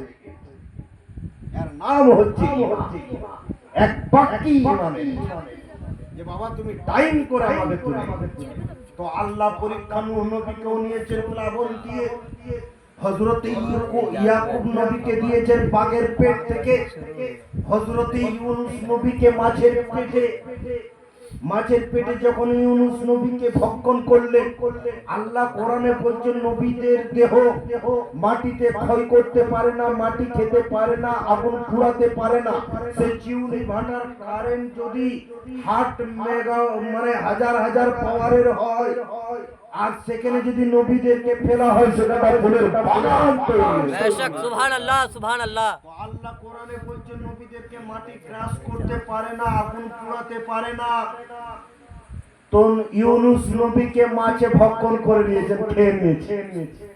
ইউনূস নবী আজকে কোনদিনে পরিত্রাণ পাবেন? বেরাদার সেই দিনটা ছিল 10ই মুহররমের হারাম। सुभान अल्लाह सुभान अल्लाह। ইউনূস নবী মাছের পেটে ভক্ষণ করে মাছ মনে করছে আমি শান্তিভাবে খেয়েছি। ইউনূস নবী সেখানে যে একটা ফুলের বাগান তৈরি করলেন, আল্লাহর ইবাদতে রইলেন, আল্লাহর মশগুলে রইলেন, আল্লাহর ইবাদতে রইলেন, আল্লাহর জিকির ও আজকারে রইলেন, আল্লাহর ইমতিহান পরীক্ষার মধ্যে পরীক্ষা দিয়েই থাকলেন। আল্লাহ এত সন্তুষ্ট হওয়ার পরে একটা দিন নির্দিষ্ট করলেন, যে দিনটা জুড়ে 10ই মুহররমুল হারাম। बेशक सुभान अल्लाह। আমার নবীকেও পদে পদে আল্লাহ পরীক্ষা নিয়েছেন, কম বেশি 1 লক্ষ ইয়া 2 লক্ষ নবী রাসূল দুনিয়াতে এসেছেন। সমস্ত নবী রাসূলদেরকে আল্লাহ ইমতিহান নিয়েছেন। আপনাকে আমাকে আল্লাহ ইমতিহান নিচ্ছে। আপনি আমি বুঝতে পারছি না, মনে করছি যে আমি খুব বলিয়ান, খুব শক্তিমান, খুব ধার্মিক, খুব ইবাদতগুজার বান্দা, কিন্তু আপনি পরীক্ষার মধ্যে আছেন। কবরে যাবেন যখন জিজ্ঞাসা করবে মার রব্বুকা, তোমার রবকে হালা আদরি, মা দিনুকা, তোমার ধর্ম কি ছিল? বলবা হালা আদরি, মাজা হাজার রাসূল, তুমি এই তোমার সামনে যিনি দণ্ডায়মান হয়ে রয়েছে এনার সম্পর্কে তোমার দুনিয়ায় কি ধারণা ছিল? তখন বলবে এনাকে তো কোনোদিন পঞ্চায়েতে দেখি না, এনাকে তো কোনোদিন বিডিও অফিসে দেখি না, এনাকে কোনোদিন বিচারালয়ে দেখি না, এনাকে কোনোদিন তো রেশন কার্ড জমা দিতে দেখি না। মানে সেদিন নবী থাকবেন, তাহলে নবীকে তো পঞ্চায়েতে দেখতে পাওয়া যায় না, নবীকে তো আজকে বিডিও অফিসে দেখতে পাওয়া যায় না, নবীকে তো আজকে কোনো রেশন ডিলারে দেখতে পাওয়া যায় না। নবীকে দেখতে গেলে মসজিদ যেতে হবে, নবীকে দেখতে গেলে মক্তব যেতে হবে, নবীকে দেখতে গেলে কোরআন দেখতে হবে, নবীকে দেখতে গেলে হাদিস রিসার্চ করতে হবে, নবীকে দেখতে গেলে হোসেনকে ভালোবাসতে হবে, নবীকে দেখতে গেলে হাসানকে ভালোবাসতে হবে, নবীকে দেখতে গেলে মা ফাতেমাকে ভালোবাসতে হবে, নবীকে দেখতে গেলে আল্লাহকে পাওয়া যাবে। আর আল্লাহকে যখন পাবে তখন আপনার ইহকাল পরকাল মঙ্গলময় হয়। सुभान अल्लाह सुभान अल्लाह। তো প্রত্যেকটা নবী দুনিয়াতে পরীক্ষা দিয়েছে। তো ইব্রাহিম নবীর পরীক্ষা একটা নয়, হাজার হাজার পরীক্ষা হয়েছে, একটি করে নয়। ইব্রাহিম নবীর আরো ঘটনা আছে ওইরকম। তো বড় বড় করে জবাই যখন হয়ে গেল, আল্লাহর কাছে অসন্তুষ্ট প্রকাশ করলেন, আল্লাহ আমি কি ভুল করলাম? আমার জবাইয়ের মধ্যে কি কোনো ছুরিতে গল্লত ছিল না, আমার পাঙার মধ্যে কোনো গল্লত ছিল না, আমার চোখের মধ্যে কোনো গল্লত ছিল না, আমার কালবে হৃদয়ের মধ্যে কোনো গল্লত ছিল যে আমার কুরবানি ইসমাইলকে তুমি গ্রহণ করলে না? আল্লাহ তাবারক তাআলা খলিলুল্লাহ মানে বন্ধুকে টেলিফোন করার যুগ নয়। আল্লাহ তাবারক তাআলা ইব্রাহিম নবীকে বললেন, হে ইব্রাহিম নবী, তুমি যেদিন 100 উট জবাই করেছিলে আমি গ্রহণ করে নিয়েছিলাম, 200 উট করেছিলে গ্রহণ করে নিয়েছিলাম, এরকম করে 700 উট জবাই করেছো আমি গ্রহণ করেছিলাম। ইব্রাহিমকে যেদিন করেছো আমি তোমাকে সার্টিফিকেট দিয়ে দিয়েছি बेशक सुभान अल्लाह सुभान अल्लाह। যে তুমি আমার ইমতিহানে জয়ী হয়ে গেছো। বলছে আল্লাহর মাসলে হাত কি, এর মধ্যে কি রাজ ভরা আছে যে তুমি আমাকে ময়দানে নিয়ে আসতে বললে? শয়তানের সাথে এত যুদ্ধ হলো, আমার বউকে বুঝাতে হলো, বেটাকে বুঝাতে হলো, তার সত্ত্বে এত কিছু করার পরে তুমি কেন কবুল করলে না? আল্লাহ তাবারক তাআলা বললেন, আমি এটা হাতে রেখে দিলাম। যেমন চোখ করলে হাতে রাখি না, যে 5 আর 6 কত হয় 11, 11 কত নামবে 1, হাতে থাকে 1। আল্লাহ ইব্রাহিম নবীকে বললেন আমি এটা হাতে রাখলাম, তোমার বংশের থেকে ইব্রাহিম, তোমার বংশের থেকে ইসমাইলের বংশের থেকে ওর রক্ত থেকে ওনাদের ওই ইব্রাহিম তোমার পেরার থেকে একদিন এই ঋণটা আমি নিয়ে নেব, এটা আমি হাতে রাখলাম। সেই ঋণটা কোন দিনে নিবে? আজকে আমার নবী মুহাম্মদুর রাসূলুল্লাহ ইব্রাহিম নবীর আজকে জামাত থেকে এসেছেন, ইব্রাহিম নবীর সিলসিলা থেকে এসেছেন, আদম নবী থেকে হযরত ইব্রাহিম নবী, ইব্রাহিম নবী থেকে আমার নবী থেকে ইমামে হোসেন। बेशक सुभान अल्लाह सुभान अल्लाह। তাহলে সেদিন ইসমাইলের কুরবানিটা আল্লাহ গ্রহণ করার পরে বলেন হাতে রাখলাম, এইটা তোমার বংশের থেকে নেব কারবালার প্রান্তর। দেখো আমি ইমতিহানে ফেলব। আর সেই সময়টা সেই মাসটা এই মাস মুহররমুল হারাম মাস। তো বেরাদার আল্লাহ হাতে রাখলেন, কাকে দিয়ে নেবেন? নবীর নওয়াসা হযরত ইমামে হোসেনকে দিয়ে এইটা নেবেন। আপনারা বুঝতে পারলেন ঘটনাটা কোথা থেকে আসছে? কারবালার ঘটনা শুরু করে মজা করে বলে দিলেন ইমাম হোসেন কালবো, তারপরে জয়নুল আবেদিন কালবো, এই সব ঘটনা বলে সিলসিলা আলোচনা যে কোথা থেকে এসেছে, কারবালা কেন এলো, আর কেন সেদিন ইসমাইলকে কবুল করলেন না? আল্লাহ বললেন আমি হাতে রাখলাম, তোমার বংশের থেকে নেব, যেই দিনে দরকার হবে সেই দিনে ঠিক টাইমে নেব। এখন দিন ইসলামের জন্য দরকার নাই, আমি যেদিনে দরকার হবে ইসলামকে চিন্তা করার জন্য, নবীর সুন্নাতকে চিন্তা করার জন্য, নবীর আগে আদর্শকে চিন্তা করার জন্য আমি ইব্রাহিমকে দিয়ে নিয়েছিলাম, আমি ইসমাইলকে মানে ময়দানে নিয়ে গেছিলাম। তা সত্ত্বেও হাতে রেখেছি যে ইসমাইলের বংশ থেকে, হে নবী তোমার বংশ থেকে, তোমার জামাত থেকে, তোমার ব্লাড থেকে ফাতেমার উদর থেকে আসবে হাসান ও হোসেন। এদের কাছে ঈদের দিন এর সংক্ষেপে চলে আসছে, তারা সারা দিন লেগে যাবে, সারা রাত শেষ হয়ে যাবে। কারবালায় পৌঁছাতে গেলে মোটামুটি আমার মতন এই নগণ্য ব্যক্তি, আমি কিছুই জানি না, মোটামুটি ঘন্টা 8 লাগে। তারপরে কারবালার ঘটনা হয়তো বলা যায়। তো এখনো কারবালায় ঢুকছি না। সেই জামানায় নবীর জামানা, হযরত ইমামে হোসেনও ছোট, ইমামে হাসানও ছোট, আর খুব গরিবী হাল। আমাদের ঘরে যদি খাবার টাবার না থাকে, বই যদি দুবার বলে হ্যাঁ গো আজকে তরকারি নাই, মশলা নাই, তেল নাই, তুমি বসে থাকবে ফেরি করতে যাবে, দূর বাবা শুধু কানের কাছে বাজার করছে। আর নামাজ পড়তে চলে গেলে বলবে দেখো এই রোজগার করতে যাবে বলে ভয়ে নামাজ। কি বুঝলে? একদম বাস্তব কথা বলছি। সেই জামানায় হযরতে আলী এত গরিব যে এক বেলা খেতেন তো আর দ্বিতীয়বার খেতে পেতেন। পাশের মানুষ মানে জেনে যাবে বলে হযরতে মা ফাতেমা মানে নবীর বেটি মানে নবীর আদর্শ, নবী পেটে গামছা বেঁধে পাথর বেঁধে হেদায়েত করেছে, মানুষকে নসিহত করেছে, মানে তার বেটি কিরকম? আপনার আমার বেটির মতো নয়। উনি দেখলেন যখন দুদিন রান্না ঘরে হচ্ছে না, উনি কি করতেন? শুধু চুলাতে পানি চাপিয়ে চাল দিতেন। পাড়ার লোক যেন বুঝতে পারত যে আলীর ঘরে রান্না হবে। আর আদৌ রান্না হয় না, পানি হাঁড়িতে চান নাই, জগ নাই, খেজুর নাই, খাবার নাই।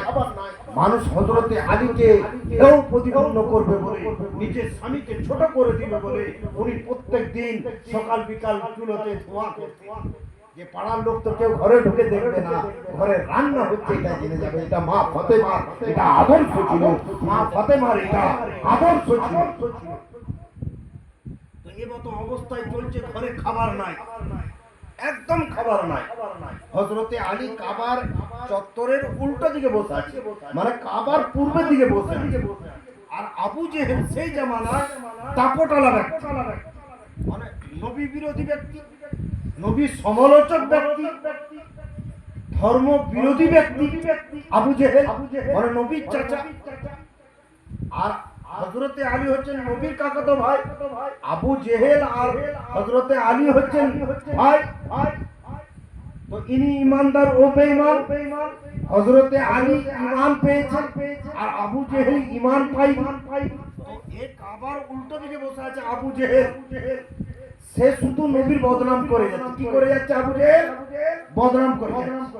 কি বদনাম করছে? কিছু লোককে জুটিয়ে বলছে এই যে নতুন নবী এসেছে মুহাম্মদ, আমার ভাতিজা, সে নতুন কলমা পড়িয়ে দিন ইসলাম কবুল করাচ্ছে। ওর খপ্পরে কেউ পা দিবে না। ও খুব বদমাইশ, খুব চিটিংখোর, খুব মিথ্যুক নবীকে বলছে। আর হযরতে আলী যার ঘরে কোনোদিন খাবার নাই, কাবার অপোজিটে বসে আছে। কাবা যে কাবার দিকে মুখ করে সব নামাজ পড়ে। হযরতে আলী বসে নবীর তাসবিহ জিকির আজকার করে যাচ্ছে, দরুদ পড়ে যাচ্ছে। দরুদের উপরে দরুদ, নবীকে ভালোবাসে, নবীকে ভাতিজা কোনোদিন বলেন না, নবীকে নবী বলে প্রাধান্য দিয়েছিলেন হযরতে আলী। চাচা তো মানে ভাতিজা হয়, আবার কিন্তু কি করেছেন? জামাই করেছেন। এমতো অবস্থাতে একজনা ভিক্ষুক এসেছে। এধারে আবু জেহেলের দল ফল নিয়ে বসে আছে, ওই ধারে হযরতে আলী বসে আছে, যার ঘরে 3-4 দিন খাবার হয় না। ইমামে হোসেনকে খাবার দিতে পারছেন না, ইমামে হাসানকে খাবার দিতে পারছেন না, মা ফাতেমাকে খাবার দিতে পারছেন না। এমতো অবস্থায় জিকির আজকার করছে।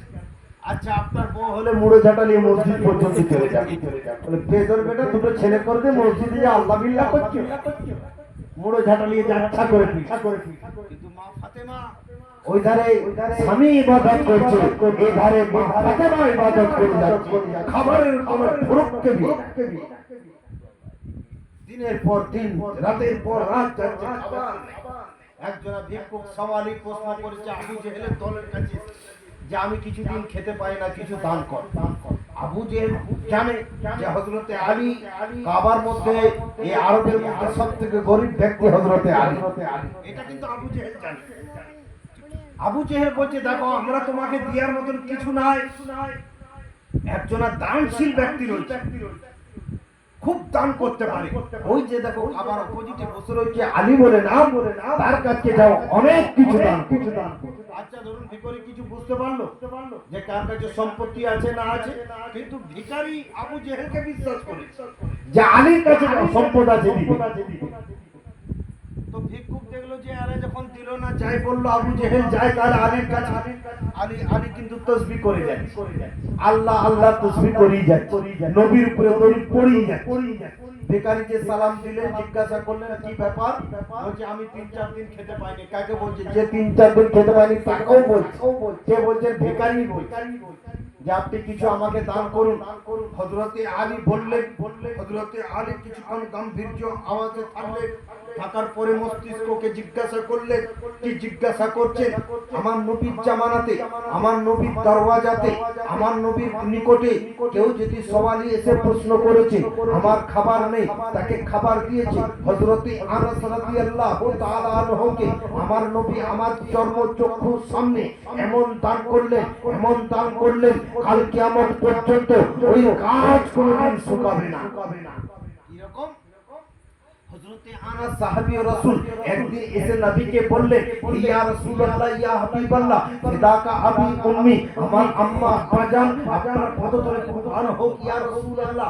আমি একজন ইহুদি ব্যক্তির কিছু টাকা ধার নিয়েছি, আর সেই ঋণ শোধ করতে পারি না ইয়া রাসূলুল্লাহ। কে বলছেন? আনাস সাহাবী রাসূল। আমাকে প্রত্যেকদিন বেইজ্জতি করে যাচ্ছে, অপমান অপদস্থ করছে ইয়া রাসূলুল্লাহ। আমি সহ্য করতে পারছি না, আমি সহ্য করতে পারছি না, আপনি একটু ব্যবস্থা। কাকে বলছেন? হযরতে আনাস নবীকে বললেন। নবী বললেন, বাবা আমি তোমাকে সম্পদ দিতে পারবো না, আমার কাছে সেরকম কিছু নেই, তো তোমাকে একটা পরামর্শ দিতে পারি। কি পরামর্শ? দেখো আমার সহচররা এখানে খেজুর খেয়েছে, আর খেজুরের বীজগুলো দেখো, বীজগুলো এখানে ফেলে দিয়েছে, আর ওই খেজুরের বীজগুলো পুড়ি নিয়ে যাও। তোমার কোনো যদি জমিন থাকে সেখানে রোপণ করোগা, আর ওই খেজুর বীজ থেকে আজকে অঙ্কুর হবে, গাছ হবে, ফল হবে, আর ওই ফল বিক্রয় করে ওই খ্রিস্টানের টাকা পরিশোধ।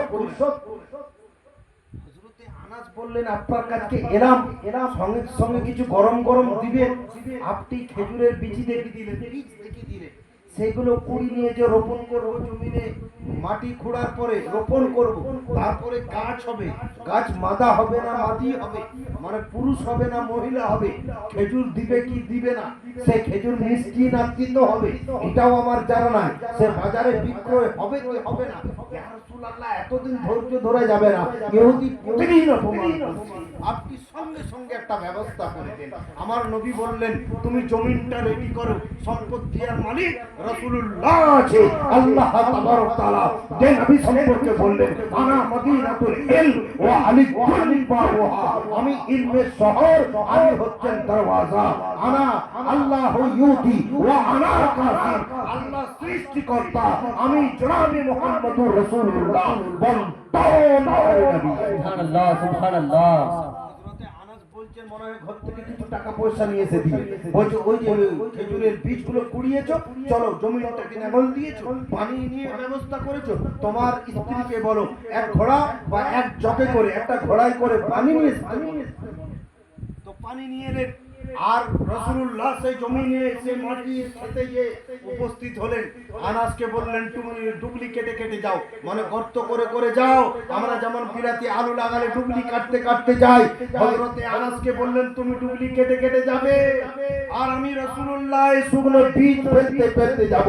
হে আনাসের স্ত্রী, তুমি ওই মানে কুয়াগুলোতে, ওই বীজগুলোতে তুমি পানি দিতে দিতে থাকবে। হে আনাসের দুই ছেলে, তোমরা দুটো দোকান নিয়েছো, দুটো বস্তা নিয়েছো, তোমরা খেজুর তুলতে তুলতে যাবে। বেরাদারা, হযরতে নবী মুস্তাফার আজকে কারামাই, এই দেখুন মুজিজা, দেখুন নবী আজকে ডুবলি কাটতে বললেন আনাসকে, আর নবী বীজ ফেলতে ফেলতে যাচ্ছে, আনাসের স্ত্রী পানি দিতে দিতে যাচ্ছে, আর আনাসের দুই ছেলে আজকে খেজুর তুলতে তুলতে যাচ্ছে। সুবহানাল্লাহ সুবহানাল্লাহ। সেই খেজুর বাজারে এত রমরমা বাজার, আর আরবে কোনো খেজুর বিক্রি হয় না, শুধু হযরতে আনাসের খেজুর বিক্রি হচ্ছে, খেজুর বিক্রি হচ্ছে। এখনো পর্যন্ত আরবে যে হাজী সাহেবরা যায়, আনাস বাগানের খেজুর মানে বেশি খুঁজে, আর দাম বেশি। আমাদের ইন্ডিয়ান টাকাতে এখন 20,000 টাকা আনাস বাগানের খেজুর। ওটা নবী পাক নিজে রোপণ করেছিলেন, আর মুজিজা জাহির করেছিলেন। বাস সেই খেজুর বিক্রি করে দিয়ে সেই ইহুদিকে দিয়ে দিলে, ঈমান থাকবে না যাবে? ঈমান পাক্কা হবে না কাঁচা হবে? নবী যদি সঙ্গে সঙ্গে রেজাল্ট তাই যে বিচন লাগানোর পরে সঙ্গে সঙ্গে গাছ করে ফল দিতে পারে, এর নাম হলো নবীর পাক। সুবহানাল্লাহ সুবহানাল্লাহ। বেরাদার, তো সাহাবী ও রাসূল হযরতে আলী ভাবছেন, আমার নবী বিচন লাগানোর পরে যদি খেজুর তৈরি করে দিতে পারে, আমার কাছে সওয়ালি প্রশ্ন করেছে কিছু চাওয়ার জন্য, তাহলে আমার কাছে তো কোনো সম্পদ নাই, কোনো টাকা পয়সা চাল বল আজকে কোনো কিছু তো নাই যে ভিক্ষুককে দেব, কিন্তু বিপক্ষে পার্টিকে যদি না আমি দিতে পারি, আজকে আমার ধর্মকে নিয়ে সে ছিনিমিনি করবে, সে তাচ্ছিল্য করবে, সে হেনস্থা করবে। এটা হযরতে আলী ভাবছে, কি করছেন ভাবছে যে আমার নবীর দরওয়াজাতে যেই এসে পেয়েছে, আর আমি একজন নবীর আশিক, একজন নবীর দিওয়ানা, আমি নবীর কাছে চাইলে মনে হয় কিছু না করে। ভিক্ষুককে বললেন, তোমার ডানা হাতটা দাও। যার ঘরে 3 দিন চুলো জ্বলেনি, মা ফাতেমা আহার পাননি, মা ইমামে হুসেন হাসান খাবার পাননি, 3 দিন চুলো জ্বলেনি, এমতো অবস্থাতে ভিক্ষুককে হযরত আলী বলছেন, তোমার ডান হস্তটা দাও, ডান হাতটা দাও। আমার নবী পাক এই হযরতে আলী একটা ফুঁক দিলেন, তুমি মুষ্টিটা বন্ধ করে রাখো, বাম হাতটা দাও। হযরতে আলী আরেকটা ফুঁক দিলেন, মুষ্টিটা বন্ধ করে রাখো। আর আমাকে, আমার কাছে যারা পাঠিয়েছে, আমার নিকটে যারা পাঠিয়েছে, অর্থাৎ আবু জেহেলের কাছে তুমি ডান হাতটা খুলবে, বাম হাত। ভিক্ষুক চলে এলেন আলীর কাছ থেকে, আসার পরে আবু জেহেলের কাছে এসে বলল, আমি যে আবু জেহেল তোমাকে পাঠিয়েছিলাম আলীর কাছে, কি দিয়েছে? বলে কিচ্ছুই দেয়নি, একটা ফুঁক দিয়েছে আর বন্ধ করে দিয়েছে ডান হাতটা, বাম হাতে একটা ফুঁক দিয়েছে, বাম হাতও বন্ধ করেছে। বলছে তার জন্যই তো বললাম, ওর যে মানে নবী রয়েছে, সে নাকি কলমা পড়ি জাদুবিদ্যা শিখি ইসলাম প্রচার করছে, তার শিষ্য আবার কিরকম? কে বলছে? আবু জেহেল বলছে, সুযোগ পেয়েছে। বলছে তারই তো নবী, যার কলমা আলী পড়েছে, তার নবী তো ঢক দিয়ে বেড়ায়, কলমা পড়ি বেড়ায়, মানুষকে ধোঁকাবাজি করে বেড়ায়, আর কলমা এরকম জিনিস শিখিয়ে মানুষকে দলে দলে মুক্ত করছে, তার মুরিদ বা তার অনুসারীরা কিরকম হবে। এবং এই কথা বলার পরে তার হাতটা খুলে দেখছে যে একটা অতি মূল্যবান মুক্তার জন্ম হয়ে গেছে। তখন হাতটা খুলছে, একটা অতি মূল্যবান মুক্তার জন্ম হয়েছে।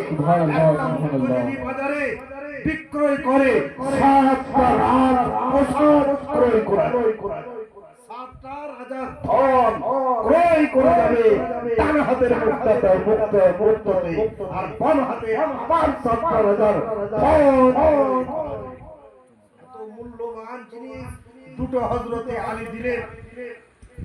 আবু জেহেল এসব দেখে আশ্চর্য হয়ে গেল। আবু জেহেল হতভম্ব হয়ে গেল যে আলীর ঘরে সকালে খাবার নাই, যে আলীর ঘরে সপ্তাহ পর সপ্তাহ খাবার পাইনি, যে হযরতে আলীর ঘরে কোনো আহার নাই, সে আলী এত মূল্যবান চিজ কোথা থেকে দিল। বেরাদার, আবু জেহেল তার সঙ্গ পঙ্গ গঙ্গ বন্ধু বান্ধবদেরকে নিয়ে হযরতে আলীর নিকটে উপস্থিত হয়েছে। আলীকে যে চাষ করছে কে?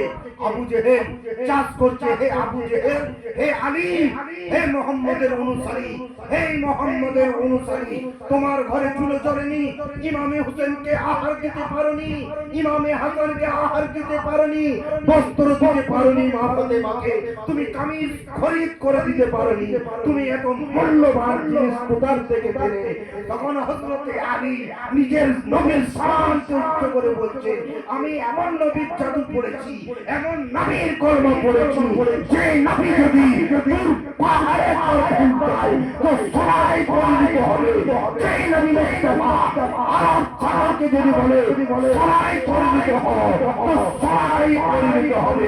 আমি কই নবী কলমা नाराए तकबीर, नाराए तकबीर, नाराए रिसालत, नाराए रिसालत, शोहदने करबला, शोहदने करबला, नाराए तकबीर, नाराए रिसालत।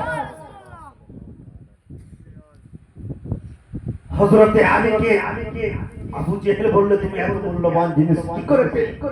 বলছে, শুনো, তুমি যাকে জাদুঘর বলো, যাকে মিথ্যুক বলো, যাকে ধোঁকাবাজি বলো, যার ধর্মকে তুমি নতুন প্রচার মনে করো, যার ধর্ম আল্লাহর কাছে অবতরণ হয়েছে, তুমি যাকে ঝুট ধর্ম বলো, মিথ্যা ধর্ম বলো, সেই নবীর নামে আমি দরুদ পড়ে একবার ডান হাতে ফুঁক দিয়েছি তো মুক্তার জন্ম হয়েছে, আর বাম হাতে একটা ফুঁক দিয়েছি নবীর নামে দরুদ পড়ে তো বাম হাতে একটা মুক্তার জন্ম।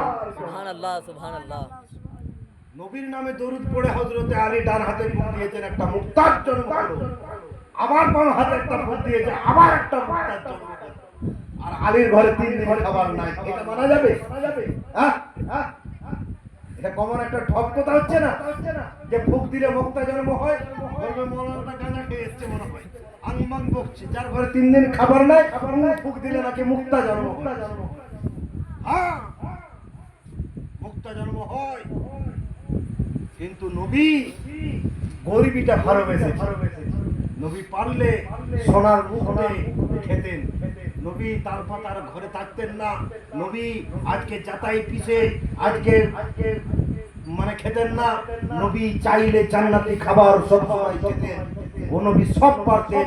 নবী গরিবিটা পছন্দ করেছেন, আর নবীকে অনুসরণ করতে যে, নবীকে ভালোবাসতে যে হযরতে আলী নবীর আদর্শকে বজায় রাখার জন্য গরিবী হালাতটাকে চুজ করে सुभान अल्लाह, सुभान अल्लाह। পারলে অনেক কিছু করতেন, কিন্তু ওনারা গরিবিটাকে ভালোবাসতেন। তো হযরতে আলী, হযরতে ইমামে হোসেন, ইমামে হাসান ঈদের দিন, এটা বলি শেষ করব, কারবালা এই বছর বলবো না, আসছে বছর কারবালা। ইমামে মানে আপনারা এত সুন্দর শুনছেন, আমাকে খুব ভালো লাগছে। আমি যে কতক্ষণ বলছি আপনারা হয়তো বুঝতে পারেন, প্রায় 1 ঘন্টা পেরিয়ে গেছে। 1 घंटा 12 मिनट। বুঝতে পারছেন তো? যখন মানুষ একটা মজা পাবে কিন্তু তার টাইম আর ভ্রুক্ষেপ থাকবে, মানে এত সুন্দর কথা কোথায় পাবো রে বাবা? এ তো বিদেশি আলেমরা বলতে পারবে না এসব কথা। ও তো কানে হাত দিয়ে গান করে আর দুটো নাচ করে পকেটের পয়সা উড়িয়ে দিয়ে সকালবেলা চলে যাবে। তোমার বাপ বললো জানাজা পড়তে আসবে না, মিলাদের দাওয়াত দিলে তো মোটেই আসবে। আর আমি এমন একটা মৌলানা তাজিয়াতে দাওয়াত করে আসবে, মিলাদে আসবে, আপনার কেউ মরে যাবে, আমি ঘরে থাকলেই জানাজা করব। এর থেকে সুবিধা আর কি পাবেন গ্রামের আলেমের? হ্যাঁ, আমি বলছি না বড় বক্তা বড় বক্তা নিয়েছে কি কাজ করবেন? আপনার বাপের তো জানাজা কোনোদিন পড়েনি, আপনার পাড়া প্রতিবেশীর জানাজা কোনোদিন এসে পড়েছে? একজনা মৌলানাকে যাকে নিয়ে এসেছিলেন 10 বার 20 বার, একবার ফোন করে বলবেন আমাদের গ্রামের একজনা মারা গেছে, আসুন তো জানাজাটা পড়ে যাবে। ওরা আমি ভারী ব্যস্ত, ওখানে কাউকে দিয়ে পড়িয়ে না, ও আসবে, জানছেন হজরানা পাবে, 10,000 টাকা ডিমান্ডটা নষ্ট আসবে। আর গ্রামের আলেম মানে সব সময় পাবে। এই সুবিধাটা আপনাদেরকে বুঝাতে পারি না। তো ইমামে হোসেন, ইমামে হাসান ঈদের রাত চলছে, কালকে সকালে ঈদ, আজ রাত্রে খুব মর্মাহত। বাচ্চা ছেলে সব বাড়িতে নতুন নতুন বস্ত্র এসছে, জামা কাপড় এসছে, ইমামে হোসেন আর হাসান জামা কাপড় পাচ্ছেন, খুব কান্নাত করছে। মায়ের কাছে জেদ করে মা ফাতেমার কাছে, মা ফাতেমাকে বলছে, মা এই এলাকাতে এই পাড়াতে যত সন্তান সন্ততি আছে সব লোককে নতুন জামা হয়েছে, মা আমরা কি এমন করেছি যা আল্লাহ আমাদেরকে জামাও দিবে না? খাবার তো পাই না, বেলা একদিন দুদিন উপসে থাকি, কাল ঈদ, মা সব কত ছেলেরা আনন্দ ফুর্তি করবে, আমরা এমন ঘরে এলাম মা যে আমাদের দুটো নতুন জামা হবে না। মা কিন্তু সে নবীর বেটি, চুপচাপ শুনে যাচ্ছে। আল্লাহর কাছে ইবাদতে দাঁড়িয়ে গেলেন। হযরতে আলী অনেক চেষ্টা করলেন, কোন জায়গায় জামা ব্যবস্থা করতে পারলেন না, ছেলেরা জেদ করেছে, হযরতে আলী জামার ব্যবস্থা করতে পারলেন না। বিবি দেখুন, আপনার বিবি হলে ঈদের রাত্রিতে ঝামেলা লেগে যায়, থাক তো সংসার, আমি চললাম বাপের। শাড়ি দিবার মুরত নাই, ছেলেদের জামা কাপড় দেওয়ার মুরত নাই, কি করে বিয়ে করতে গিয়েছি, কি দেখিয়ে করতে গিয়েছি? এ বড় বড় স্বামীকে কথা বলে ডাউন করে, স্বামীদেরকে বড় কথা বলো না, জাহান্নাম ঘৃণা করে, যে তুমি এমন নারীকে জাহান্নামে পাঠিয়েছো, জাহান্নাম ব্যক্তিরা ঘৃণা করে।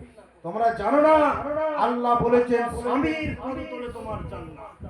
এই সন্তান, তোমরা জান্নাত কোথায় খুঁজতে যাচ্ছ?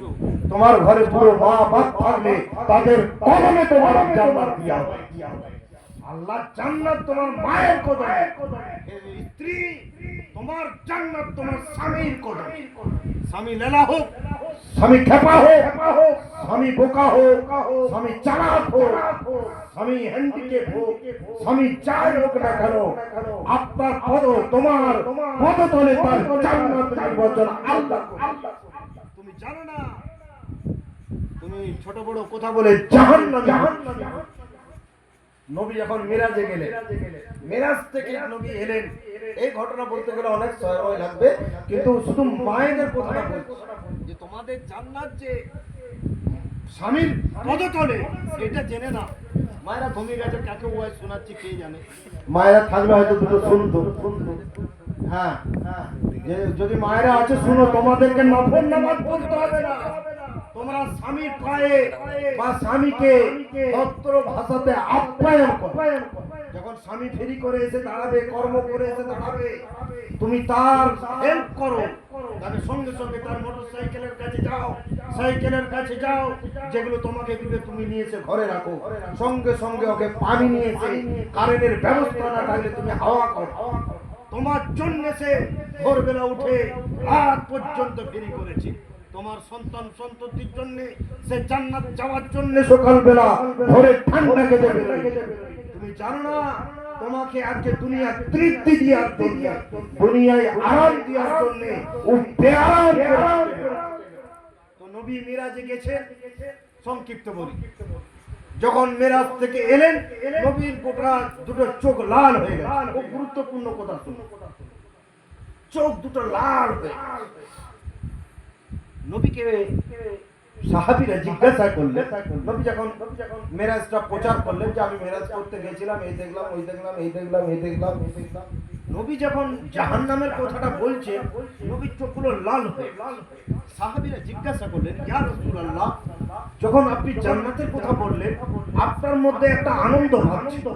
যখন হাউজে কাউসারের কথা বললেন একটা আপনার মধ্যে উৎফুল্ল ছিল। আপনি যখন আবে জমজম, আবে লাহা, আবে হায়াতের কথা বললেন, জান্নাতের কথা বললেন, জান্নাতের ডিপার্টমেন্টের কথা বললেন, ফারিস্তা গণেদের কথা বললেন, আপনার মধ্যে একটা আনন্দ উপভোগ করছে। আপনি যখন জাহান্নামের কথা জিজ্ঞাসা করলাম আপনার চোখ কেন লাল হয়ে গেল, তখন বলল শোনো, আমি যখন জাহান্নাম দেখতে গেলাম, জান্নাত পরিদর্শন করি, যখন জান্নাত দেখতে গেলাম, জাহান্নামে দেখলাম একটাও পুরুষ নাই, সব বিবাহিত স্ত্রীরা ঢুকে। আমি তাদেরকে জিজ্ঞাসা করলাম, জাহান্নামীর রানীদেরকে, মেয়েদেরকে জিজ্ঞাসা করলাম যে তোমরা জাহান্নামী কেন? তোমরা কি দুনিয়ায় ইবাদত করনি? তোমরা কি দুনিয়ায় কোরআন পড়নি? তোমরা কি কোরআন ছানমিন করনি? তোমরা কি হালাল খাবার খাওনি? তারা বলছে, সেই জাহান্নামী রমণীরা বলছে, সেই জাহান্নামী অর্ধাঙ্গিনীরা বলছে, আমরা নামাজ পড়েছিলাম, সারা মাস রোজা রেখেছিলাম, জীবন থাকা অবস্থায় রোজা করেছিলাম, কোরআন তেলাওয়াত করতাম, দান খায়রাত করতাম, তাও সত্য আমরা বলছে কারণ এটাই তোমাদের ছিল, তোমরা শুধু ইবাদতটাই গুরুত্ব দিয়েছিলে, স্বামীকে গুরুত্ব দাও না বলে আল্লাহ জাহান্নামে তোমাদেরকে লিখতে। बेशक सुभान अल्लाह। রমজান মাসে কিছু কিছু মেয়ে ছেলে রোজা রাখে, স্বামীদেরকে ধমক দেয়, জানো আমি রোজা রাখি, তুমি আমাকে যখন তখন ভাত রান্না করতে বলছো, খেতে বলছো, ঝাড় দিতে বলছো, বাগাতে বলছো, গুছাতে বলছো, তোমাকে রোজা রাখতে হবে না, তুমি স্বামীর সেবা করো, জান্নাত পাবে। তুমি যদি নফল নামাজে দাঁড়িয়ে যাও আর স্বামী যদি ডেকে দেয়, তুমি নফল নামাজকে ভঙ্গ করে স্বামীর আহ্বানে তুমি সাড়া দাও, এটা তোমার ইবাদত। তুমি জানো না, তুমি মনে করছো কোরআন পড়লে, এত কোরআন তো পড়তেই জানে না মানুষ, এমন কোরআন পড়ছে মানে মতলব সব উল্টে। এরা তো কোনো মাস্টার দিয়ে পড়েনি। আলহামদুলিল্লাহ, এটা কি কোরআন পড়ানো? যে কোনো জিনিসের একটা সূত্র আছে, একটা মানে আছে, একটা সেন্টেন্স আছে, একটা জুমলা আছে, একটা বাক্য আছে যে আলহামদুলিল্লাহি রাব্বিল আলামিন, সমস্ত তারিফ আল্লাহ তোমার, আর রহমানির রহিম, তুমি পরম দয়ালু এবং করুণাময়, মালিকি ইয়াউমিদ্দিন, তুমি কিয়ামত দিবসের মালিক, ইয়াকা নাবুদু ওয়া ইয়াকা নাস্তাইন, আমরা তোমারই ইবাদত করি এবং তোমাকেই, তোমার কাছেই সাহায্য চাই।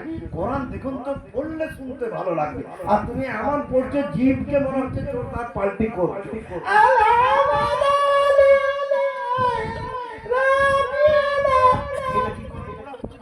তুমি ভালো একটা মানুষকে নির্বাচন করো, তার কাছ থেকে কোরআন শেখো। ভুল ভাল তুমি পড়ে তুমি জাহান্নামে যাবে না তো জান্নাতে যাবে? তুমি আল্লাহর কালামকে উল্টিয়ে আল্লাহকে আল্লাহ বলছো, নবীকে নবী বলছো, সাহাবীকে সুহাবী বলছো, তুমি জান্নাতে যাবে? জান্নাত তোমার বাপের সম্পত্তি, তুমি ফরাইজ পেয়েছো যে জান্নাতের ভাগ পাবে। তুমি একটা ভালো মাখরা জানা, যারা কোরআন পড়তে পারে তার কাছে এক লাইন শিক্ষা করো, কোরআনের যদি একটা হরফে শিখে আমল করো, ওই হরফের দ্বারা, ওই বর্ণ দ্বারা, ওই অক্ষর দ্বারা তোমার 14 পিঢ়ি জান্নাতে জান্নাতে। সুবহানাল্লাহ সুবহানাল্লাহ। গোটা কোরআন পড়ার দরকার হবে না, একটা হরফ যদি রাখো, একটা হরফ পড়লেই তো 8টা নেই, সুবহানাল্লাহ বললে 80টা নেই। ইমাম সাহেবরা, মৌলভী সাহেবরা ওয়াজ করতে ওটা বলে না কো, আর একজন রয়েছে কানে হাত দিয়ে বলেন, বলুন না সুবহানাল্লাহ। হ্যাঁ, আমরা কিন্তু এটা বলি না। একবার বলতে বললাম আপনাদেরকে, একবার সুবহানাল্লাহ বলুন। আমি বলবো কেন রে বাবা? তুমি নেকির কাজ করবে, লাভের কাজ করবে, লসের কাজ নয়, আমি কেন বলবো?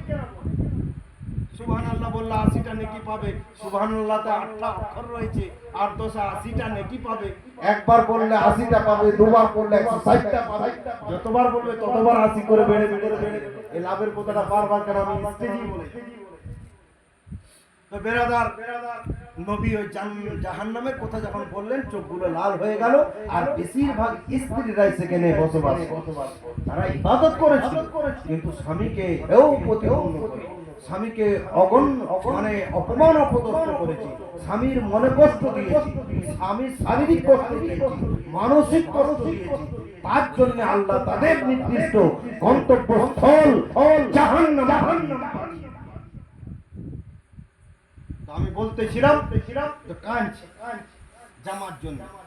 মা ফাতেমার কথা বলতে যেই মায়েদের কোথায়, মা ফাতেমার আদর্শ দেখুন। আপনার মতন জেজ করে না কেউ, তুমি দিতে পারো না, তোমার মুরত নাই, মুখ নাই, এ বড় বড় কথা বলে জাহান্নামে তুমি আহার হয়েছে।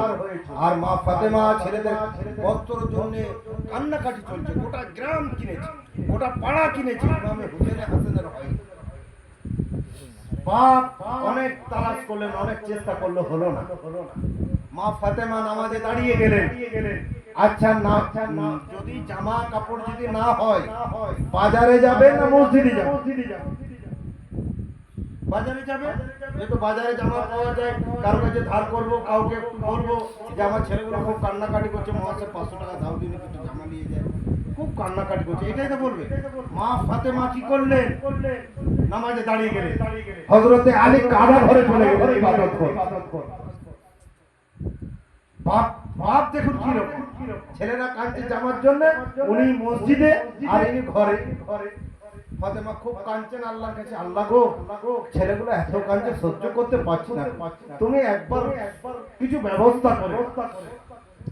তাহাজ্জুদের নামাজটা পড়ে যখনই সালাম ফিরাবেন, এর মতো অবস্থায় জিবরিল ফেরেশতা তোমার শপিং মহল করতে তুমি যাচ্ছ, একটা 4 চাকা গাড়ি, শপিং মলে ভালো একটা জামা নেবো 4000 টাকা দামি, আমার বেটি চুড়িদারটা ভালো জানো। শপিং মলে যাচ্ছেন, বড় লোক আছে, জমি জায়গা আছে, মাসে বেতন পাস 50,000 টাকা, তাই শপিং মহল করেছে। শপিং মহলে যে বাজার কেনাকাটা করছে ঈদের দিনে, কিন্তু যে গরিব তার শপিং মহল হলো জান্নাত। হযরতে আলী শপিং মহল হলো জান্নাত, যার শপিং মহল করবেন হযরতে জিবরিল। যখন মা ফাতেমা কান্নাকাটি করছেন নামাজ পড়ার পরে, আল্লাহ বলছেন জিবরিলকে, হে জিবরিল তুমি সিদরাতুল মুনতাহাতে বসে বসে কি মজা দেখছো? তুমি জানো না আমার নবীর একজন দিবানা, আমি যে নবীকে না তৈরি করলে জান্নাত জাহান্নাম আরশে কুরসি লৌহ কালাম কিছু তৈরি করতাম না। আর তার নামাজটা দুটো জামার জন্য কন্দন করছে, তার মা ইবাদতের মধ্যে আমার কাছে আবেদন ও আপিল রেখেছে, আর তুমি তাহাজ্জুদ সারাতে বসে আছো, এই যে জান্নাতে বসে আছো, সিদরাতুল মুনতাহাতে বসে আছো। তো জিবরিল ফেরেশতা তো আল্লাহর আদেশ মাননে কারণ, তো জিবরিল ফেরেশতা বলছেন, হে আল্লাহ কি করব, হে রব্বুল আলামিন আমি কি করব? বলছে শপিং মহলে ঢুকো। আমার শপিং মহলটা এরকম মহল নয় যে দুনিয়াতে যা যা আছে তার থেকে রিডাবল আমি জান্নাতে। বেশক সুবহানাল্লাহ, সুবহানাল্লাহ। আমি সমস্ত মার্কেটিং আমার জান্নাতে। আমার 2 ছেলে নবীর ছেলেরা কন্দন করবে, আমি শপিং মহল বন্ধ রাখতে পারি না। খদ্দার আমার কেউ থাকে না, আমার শপিং মহলে খদ্দার তারাই হয়, ও নবী গণেরা খদ্দার হয়। হযরতে ইব্রাহিম নবী খদ্দার ছিলেন, হযরতে ইব্রাহিম নবী ছিলেন খদ্দার, হযরতে মূসা নবী ছিলেন, হযরতে ঈসা নবী ছিলেন, হযরতে হুদ নবী ছিলেন, হযরতে ইয়াহইয়া নবী ছিলেন। কারবালার প্রান্তরে ইমামে হুসাইন হাসান ছিলেন, আলী আসগর ও আলী আকবর ছিলেন, ও জৈনুল আবেদিন ছিলেন। এই মার্কেটিং করতে গেলে পয়সার দরকার হয় না, এই মার্কেটিং করতে গেলে ইবাদত দরকার হয় না, এই মার্কেটিং করতে গেলে তাকে আজকে করোড়পতি দরকার নাই, এই মার্কেটিং করতে গেলে ও নবীর প্রেমিক হতে হবে, ও আলীর প্রেমিক হতে হবে, ও হুসাইনের প্রেমিক হতে হবে। এই মার্কেটিং ফ্রি পয়সা দিয়ে সে বস্ত্র পাবে, খাবার। জিবরিল বললেন, ইয়া রাসূলুল্লাহ ইয়া হাবিবাল্লাহ, আপনার শপিং মহলে ঢুকে জান্নাতে জিবরিল ঢুকলেন। এবারে কোন কালারের জামা নেবেন উনি ঠিক করতে, আল্লাহকে আবার বললেন, আল্লাহ গো আপনার আপনার নবীর তুই নামাজার পছন্দের নিয়ে জামা আমি করব না, আমি আমার কালার একটু ডিসব্যালেন্স হতে পারে, আপনি নিজে একটু চুজ করে দিন, আপনি একটু নিজে নির্দিষ্ট করে দিন, দুটো কালার আপনি ঠিক করে দিন। জান্নাতের মার্কেটিং এ হযরত জিবরিল আমিন মার্কেটিং করতে পারছেন না, এত কালার, এত মার্কেটিং, এত বস্ত্র, এত বিভিন্ন রকমের কালার জিবরিল চুজ করতে পারছেন না। কেন? খদ্দার দুটো তো ছোটখাটো খদ্দার নয়, এমন খদ্দার যে সমস্ত জান্নাতি সরদারদের যুবকদের সরদার ছাতা মানে খদ্দার নয়, এ পাকা খদ্দার, এ কাঁচা খদ্দার। এ আল্লাহ তুমি চুজ করে দাও। আল্লাহ শপিং মহলে বলে দিলেন একটা লাল লাল একটা সবুজ। হযরত জিবরিল আমিন একটা লাল পোশাক নিলেন, একটা সবুজ পোশাক নিয়ে আর তাহাজ্জুদের নামাজ এসে মা ফাতেমা, যে মা ফাতেমা বলেছিলেন আমার মরার পরে গোসল দেওয়ার দরকার নাই, আমার গোসল আমার যখন জান কবজ করবে ফারিস্তা জিবরিলকে নবীকে বলেছিলেন আজরাইলের দরকার নাই। আজরাইল তো মুসা নবীর জান কবজ করেছে, আজরাইল তো হযরতে হুদ নবী করেছে, সমস্ত নবী রাসূল পীর পয়গম্বরের জান হরণ কে করে আজরাইল। আর হযরতে মা ফাতেমার পাওয়ার দেখুন, মা ফাতেমার রাজের মানে ক্যাপাসিটি দেখুন, নবীকে বলছে নিজের আব্বাজানকে বলছে আমি কোন পরপুরুষকে দেখতে পারি না, আমি সমস্ত পরপুরুষ থেকে মহরুম, আমার জান কবজ করবে আজরাইল, এটা আমি বরদাস্ত করতে পারি না, এটা তোমার আল্লাহকে কে বলছেন মা ফাতেমা কতটা পবিত্র হলে বলতে পারি আপনার ঘরের কোন মেয়ে মহিলা বলবে না, আমাদের ঘরের মহিলা তো ইবাদত বললে যাবে না, যদি বলি যে সারকাত পাথরে বসেছে যাবে, ওচা করে এখন কাপড় হাতের উপরে তুলে হযরতে মা ফাতেমা বলেছিলেন নবীকে যে আমার জানটা যেন আমাকে নিজেকে বলুন আমি বার করে দেব, আর আপনি জানটা কবজ করবেন। তো সেই জান কে কবজ করেছিল জানেন? আজকে সব বলে দেব, সকাল হয়ে যাবে কি বলেন জি। জানটা মা ফাতেমার কে কবজ করেছিল এটা হাতে রাখলাম, মানে আসছে বছরে দাওয়াত দিবেন তখন তো আবার 500 টাকা পাবো, এটা হাতে রাখলাম।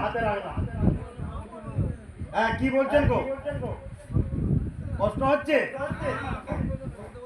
এই যে জানটা মা ফাতেমার কে কবজ করেছে এইটা কিন্তু এবছরে বলা যাবে না, এবছর বললে সামনের বছরে কেউ দাওয়াত দিবে না, বলবে মৌলানার ঝুলিতে যা ছিল বলে দিয়েছে, তাহলে এবারে এটা রেখে দিলাম। না এই বলে দেন, ওই বস্ত্র নিয়ে এলেন, একটা সবুজ ওটা হাতে রাখলাম, সব বলবো না, আজকে বলে দিলে না, বলেন জি বলেন। যে ওই দুটো বস্ত্র জান্নাত থেকে নিয়ে এলেন, মার্কেটিং কে করে দিলেন? আল্লাহ। আর যার জন্য মার্কেটিং করলেন মা ফাতেমা, মা ফাতেমা নামাজের মধ্যে রয়েছে, তাহাজ্জুদের মধ্যে রয়েছে, আল্লাহ তাসবিহ জিকির আজকারের মধ্যে রয়েছে, আর কন্দন করছেন সালাম ফেরার পরে ওদারে আল্লাহ এবং জিবরিলের মধ্যে কম্পিটিশন হয়ে বাজার খরিদ কালার চয়েস করলেন আল্লাহ, বলছে একটা সবুজ লাও একটা লাল লাও, কিন্তু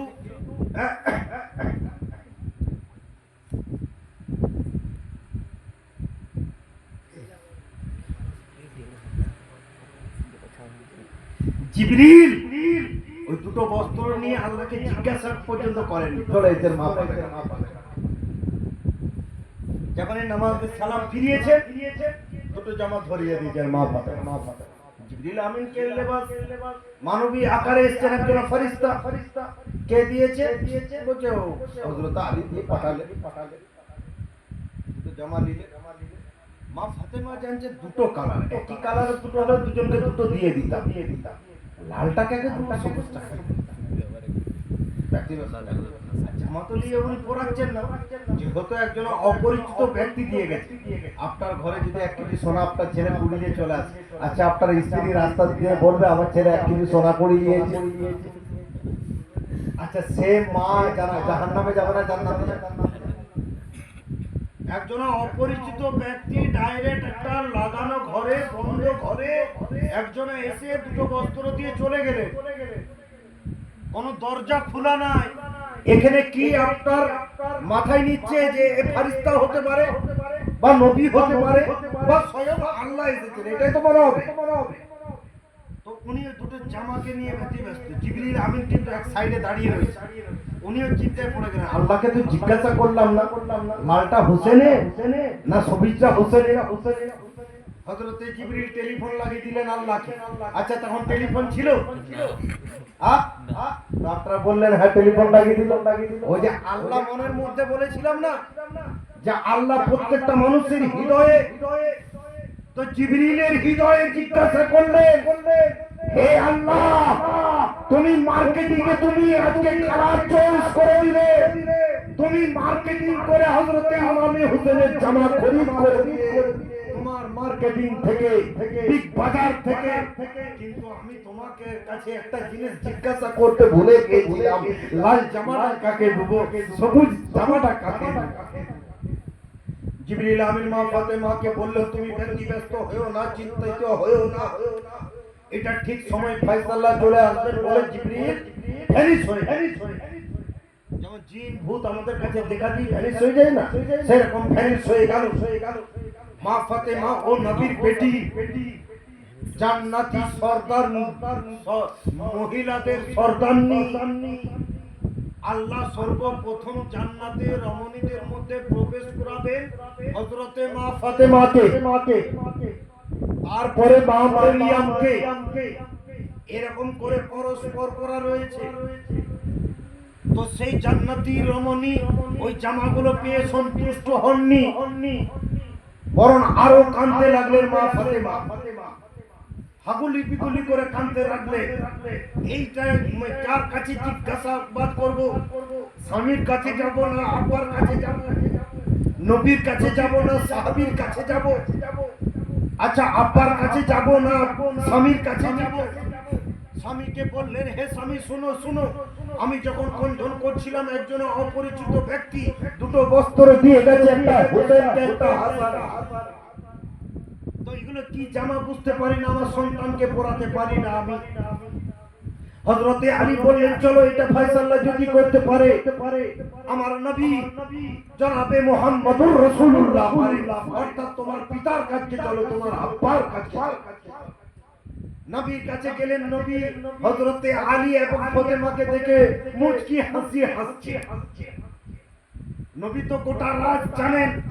এখন এই বর্তমান সমাজে কিছু ওয়াহাবি বেরিয়েছে, কিছু জামাতি বেরিয়েছে, কিছু হাজি বেরিয়েছে, যারা কাবা হজ করে আসার পরে বলছে নবীর ইলমে গায়েব ছিল না, নবী হাদিসের খবর জানে না, নবী মদিনায় যে আমরা ওই নবীকে মানি যে নবীর মদিনাতে দাঁড়িয়ে দাঁড়িয়ে আজকে এখানটাকে সব পর্যবেক্ষণ করছে তার নাম যে নবী মুস্তাফা মদিনায় দাঁড়িয়ে জিবরাইল মিকাইলের খবরটা দিতে পারে, সেই নবীর আমরা মাটিতে শয়ন করার পরে গোটা পৃথিবীটাকে রিমোটের মতন চালাচ্ছে। আমরা সেই নবীর কাঁচা নবীর উম্মত নয়, যে নবী মুস্তাফা মদিনার সরজমিনে শুয়ে সারা পৃথিবীর সিলসিলায়ে কাদেরিয়া, সিলসিলায়ে চিশতিয়া, সিলসিলায়ে শারওয়ারদিয়া, সিলসিলায়ে মুজাদ্দাদিয়া, সমস্ত সিলসিলার খানকাকে রিমোটের মতন কন্ট্রোল করছে তার পীরে সেই নবীর উম্মত। আচ্ছা পাকা কথা না, এগুলো কাঁচা কথা। আচ্ছা কোরআন পড়লে কথা পাবে? এসব কথা কোন ভাড়াটে আলেম বলতে পারবে না। বুকে কলজা লাগবে, এই 7 কেজি কলজা তো হবে না, 53.5 কেজি কলজা। যে গোটা পৃথিবীটাকে রিমোটের মতন মদিনা থেকে সব পরিচালনা এই নবীর আমরা। তো হযরতে আলী হযরতে ফাতেমা দুটি বস্ত্র নিয়ে নবীর কাছে উপস্থিত হলেন। দাঁড়িয়ে জিজ্ঞাসা করছেন, ইয়া রাসূলুল্লাহ, বেটি আব্বা বলে না আর জামায়া শ্বশুর বলে না, আর আমি যত বড়ই মৌলানা হাকিম মানে সম্মান দিতে আপনার খুব কণ্ঠাবোধ হয়। নিজের শ্বশুরকে শ্বশুর বলে সম্বোধন করে না। ইয়া রাসূল আল্লাহ বলেছে, ইয়া হাবিব আল্লাহ বলেছে, ফিদাকা আবি উম্মি বলেছে। নিজের মানে রক্তের রিলেটিভ মা ফাতেমা কোনদিন আব্বা বলে সম্বোধন করে। লেখকরা আব্বা বলে লিখেছে, সব সময় ইয়া রাসূল আল্লাহ বলেছে, ইয়া হাবিব আল্লাহ বলেছে, ইয়া নবী আল্লাহ বলেছে, ইয়া নূর আমিন নূরিল্লাহ বলেছে, মা ফাতেমা বলেছে। লেখকরা কিতাবে লিখেছে আব্বা মা ফাতেমার পিতা, কিন্তু মা ফাতেমা কোনদিন আব্বা বলে, নবীকে নবী বলেছে। মা আয়েশা কোনদিন স্বামী বলে, ইয়া রাসূল আল্লাহ বলেছে, ইয়া হাবিব আল্লাহ বলেছে। সমস্ত নবী 11 জনা অর্ধাঙ্গিনী কোনদিন রাসূল নবীকে স্বামী বলে সম্বোধন করেন। ইয়া রাসূল আল্লাহ বলেছে, ইয়া হাবিব আল্লাহ। তো হযরতে আলী, হযরতে মা ফাতেমা দুজনাই যে নবীর কাছে আপিল আবেদন করলেন, ইয়া রাসূলুল্লাহ, ইয়া হাবিবাল্লাহ, আমার ছেলের কালকার ঈদ, আমরা বস্ত্র কিনতে পারি না। আমার আল্লাহর কাছে আবেদন করেছিলাম, একজন অপরিচিত ব্যক্তি এই বস্ত্র দিয়ে গেছে, একটা লাল একটা সবুজ। ইয়া রাসূলুল্লাহ, সে অপরিচিত ব্যক্তি সম্পর্কে আমাদের ধারণা নেই, আপনি বলে দিন সে কে ছিল। আমার রাসূলুল্লাহ ঝড় নয়নে কান্না শুরু করলেন। এত কাঁদছেন, নবীর চোখের পানি ঝরঝর করে নবীর চেহারা মোবারক ভিজে যাচ্ছে, নবীর পেট মোবারক ভিজে যাচ্ছে। হযরতে আলী কান্না করতে শুরু করলেন। নবীর কন্দন দেখে দেখে মা ফাতেমা কন্দন করছে। আনন্দের সংবাদ এলাম, আর আব্বা কাঁদতে লাগলেন, নবী কাঁদতে লাগলেন। নবী কন্দন করতে করতে বললেন, হে মা ফাতেমা, হে আলী, এটা যেমন তেমন বস্ত্র নয়, আর যে বস্ত্রটা নিয়ে এসেছিল কোন মার্কেটিং এর লোক নয়। এই যে বস্ত্র দেখতে পাচ্ছ, এই দুটো বস্ত্রই হলো জান্নাত থেকে মার্কেটিং হয়েছে। বলুন সুবহানাল্লাহ। আর যার দ্বারা এখান পর্যন্ত পৌঁছেছে সে কোন দুনিয়ার কোন সাধারণ ব্যক্তি নয়, সে হযরতে জিবরিল আছে, যিনি প্রথম ওহীটা করে দিলেন, ও হযরতে জিবরিল। সুবহানাল্লাহ, সুবহানাল্লাহ। আচ্ছা, স্বামী স্ত্রী ঠিক থাকতে পারবেন এসব শোনার পরে? নবীকে লাস্ট সিদ্ধান্তে যখন বলছেন, নবী তখনও কাঁদছেন। নবী বলতে পারছেন না লালটা হোসেনের, সবুজটা হাসানের। কারবালার ঘটনা তো এই শুরু হলো রে বাবা, এই তো লাল সবুজে এসেছে।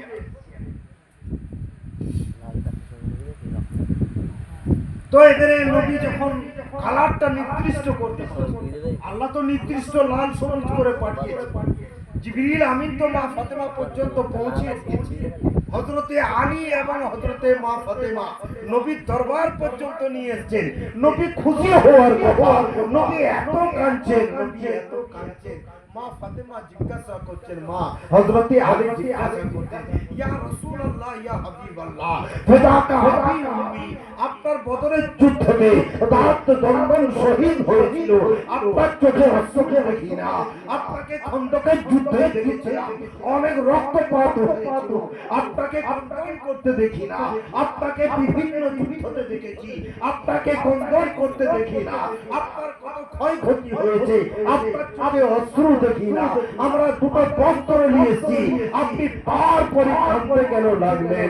তখন আমার রাসূলুল্লাহ বললেন, আমি বলার জন্য কাঁদছি না, আমি জান্নাতের জন্য, আমি জিবরিলের জন্য কাঁদছি না, আমি হোসেনের জন্য কাঁদছি, আমি হাসানের জন্য কাঁদছি।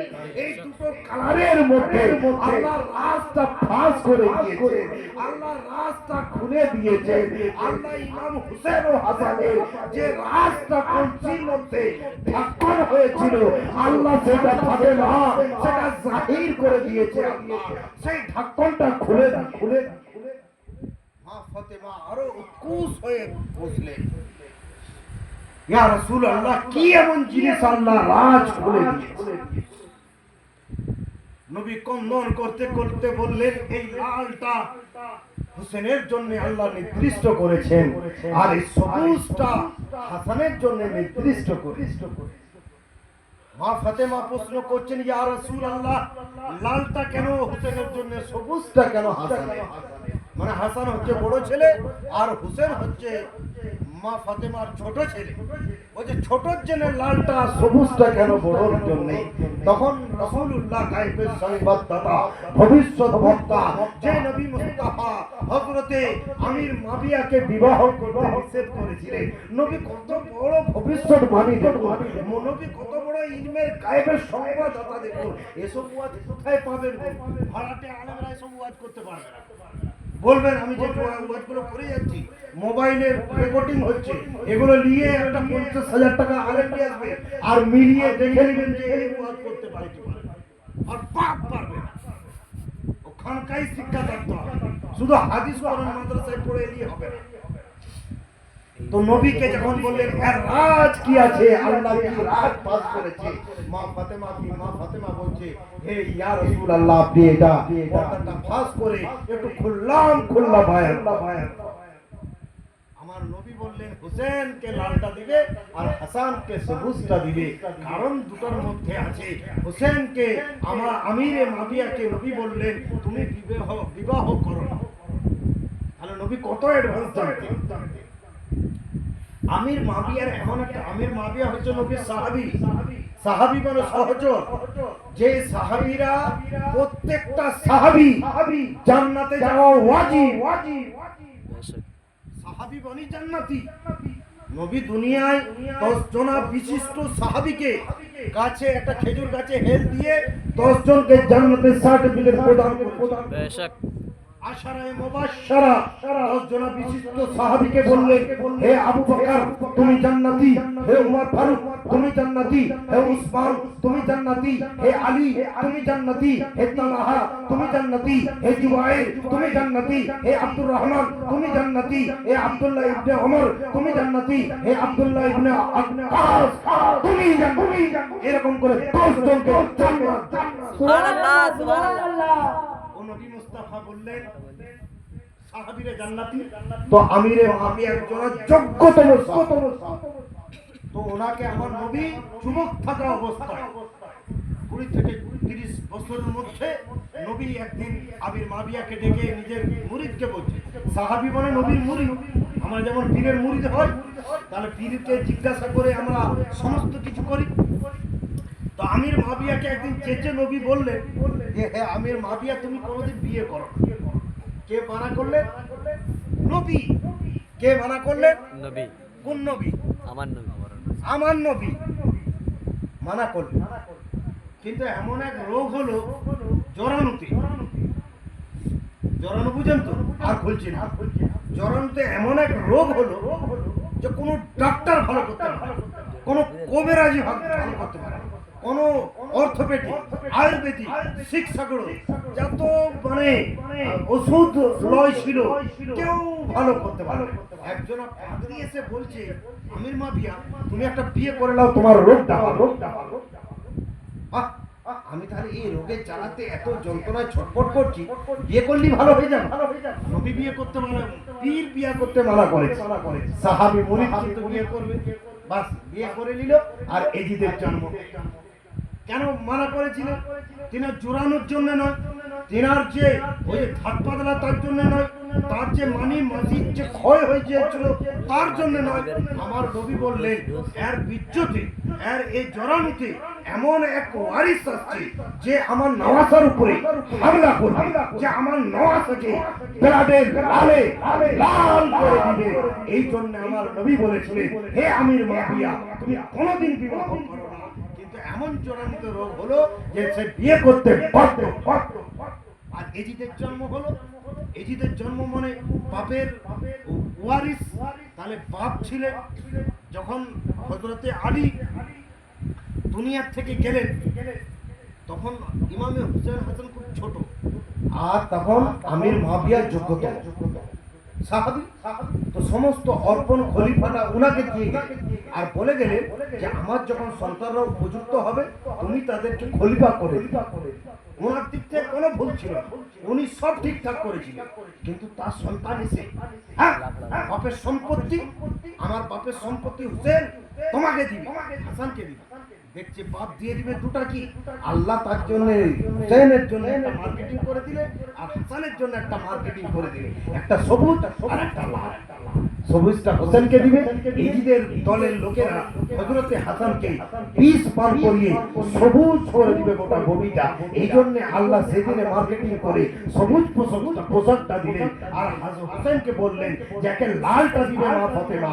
এই জন্য কারবালার প্রান্তরে ইজিদ বাহিনীরা এই দিন ইসলামের উপরে হাঙ্গামা চলবে, দিন ইসলামকে নিয়ে ছিনিবিনি করবে, দিন ইসলামের উপরে হাতিয়ার চালাবে, কোরআনের উপরে আজকে তারা হাতিয়ার চালাবে, আজকে হাদিসের উপরে নবীর উপরে তারা কলম খাড়া করবে। এই কলমকে বরদাস্ত করার জন্য কারবালার প্রান্তরে যুদ্ধ সংগঠিত হয়ে ইমামে হোসেনকে তারা কারবালাতে লাল করে দিবে। এই জন্য তাকে লাল সুবহানাল্লাহ সুবহানাল্লাহ। বুঝতে পারছেন? এর হলো ইতিহাস, এখনো কারবালায় ঢুকি নাই। এই ঈদের নামাজে তো বেরাদার কোনোদিন যদি সময় পাই আপনাদেরকে অবশ্যই শোনাবো। তো কটা বেজেছে জানেন? আপনারা কতক্ষণ বসে আছেন জানেন? আমি প্রায় 2.25 ঘন্টা বলেছি। আপনারা হেলেছেন কোনো? হ্যাঁ, আমার সকালে স্কুল আছে, রুজি রুটি করতে হবে, কি বুঝলে? যে মা ফাতেমার জান কবজ বলে দেন। জান কবজটা এর পরের বস্ত্র বলে ওটা হাতে রাখা, যে মা ফাতেমার জান কবজ কে করেছে এটা হাতে রাখলাম।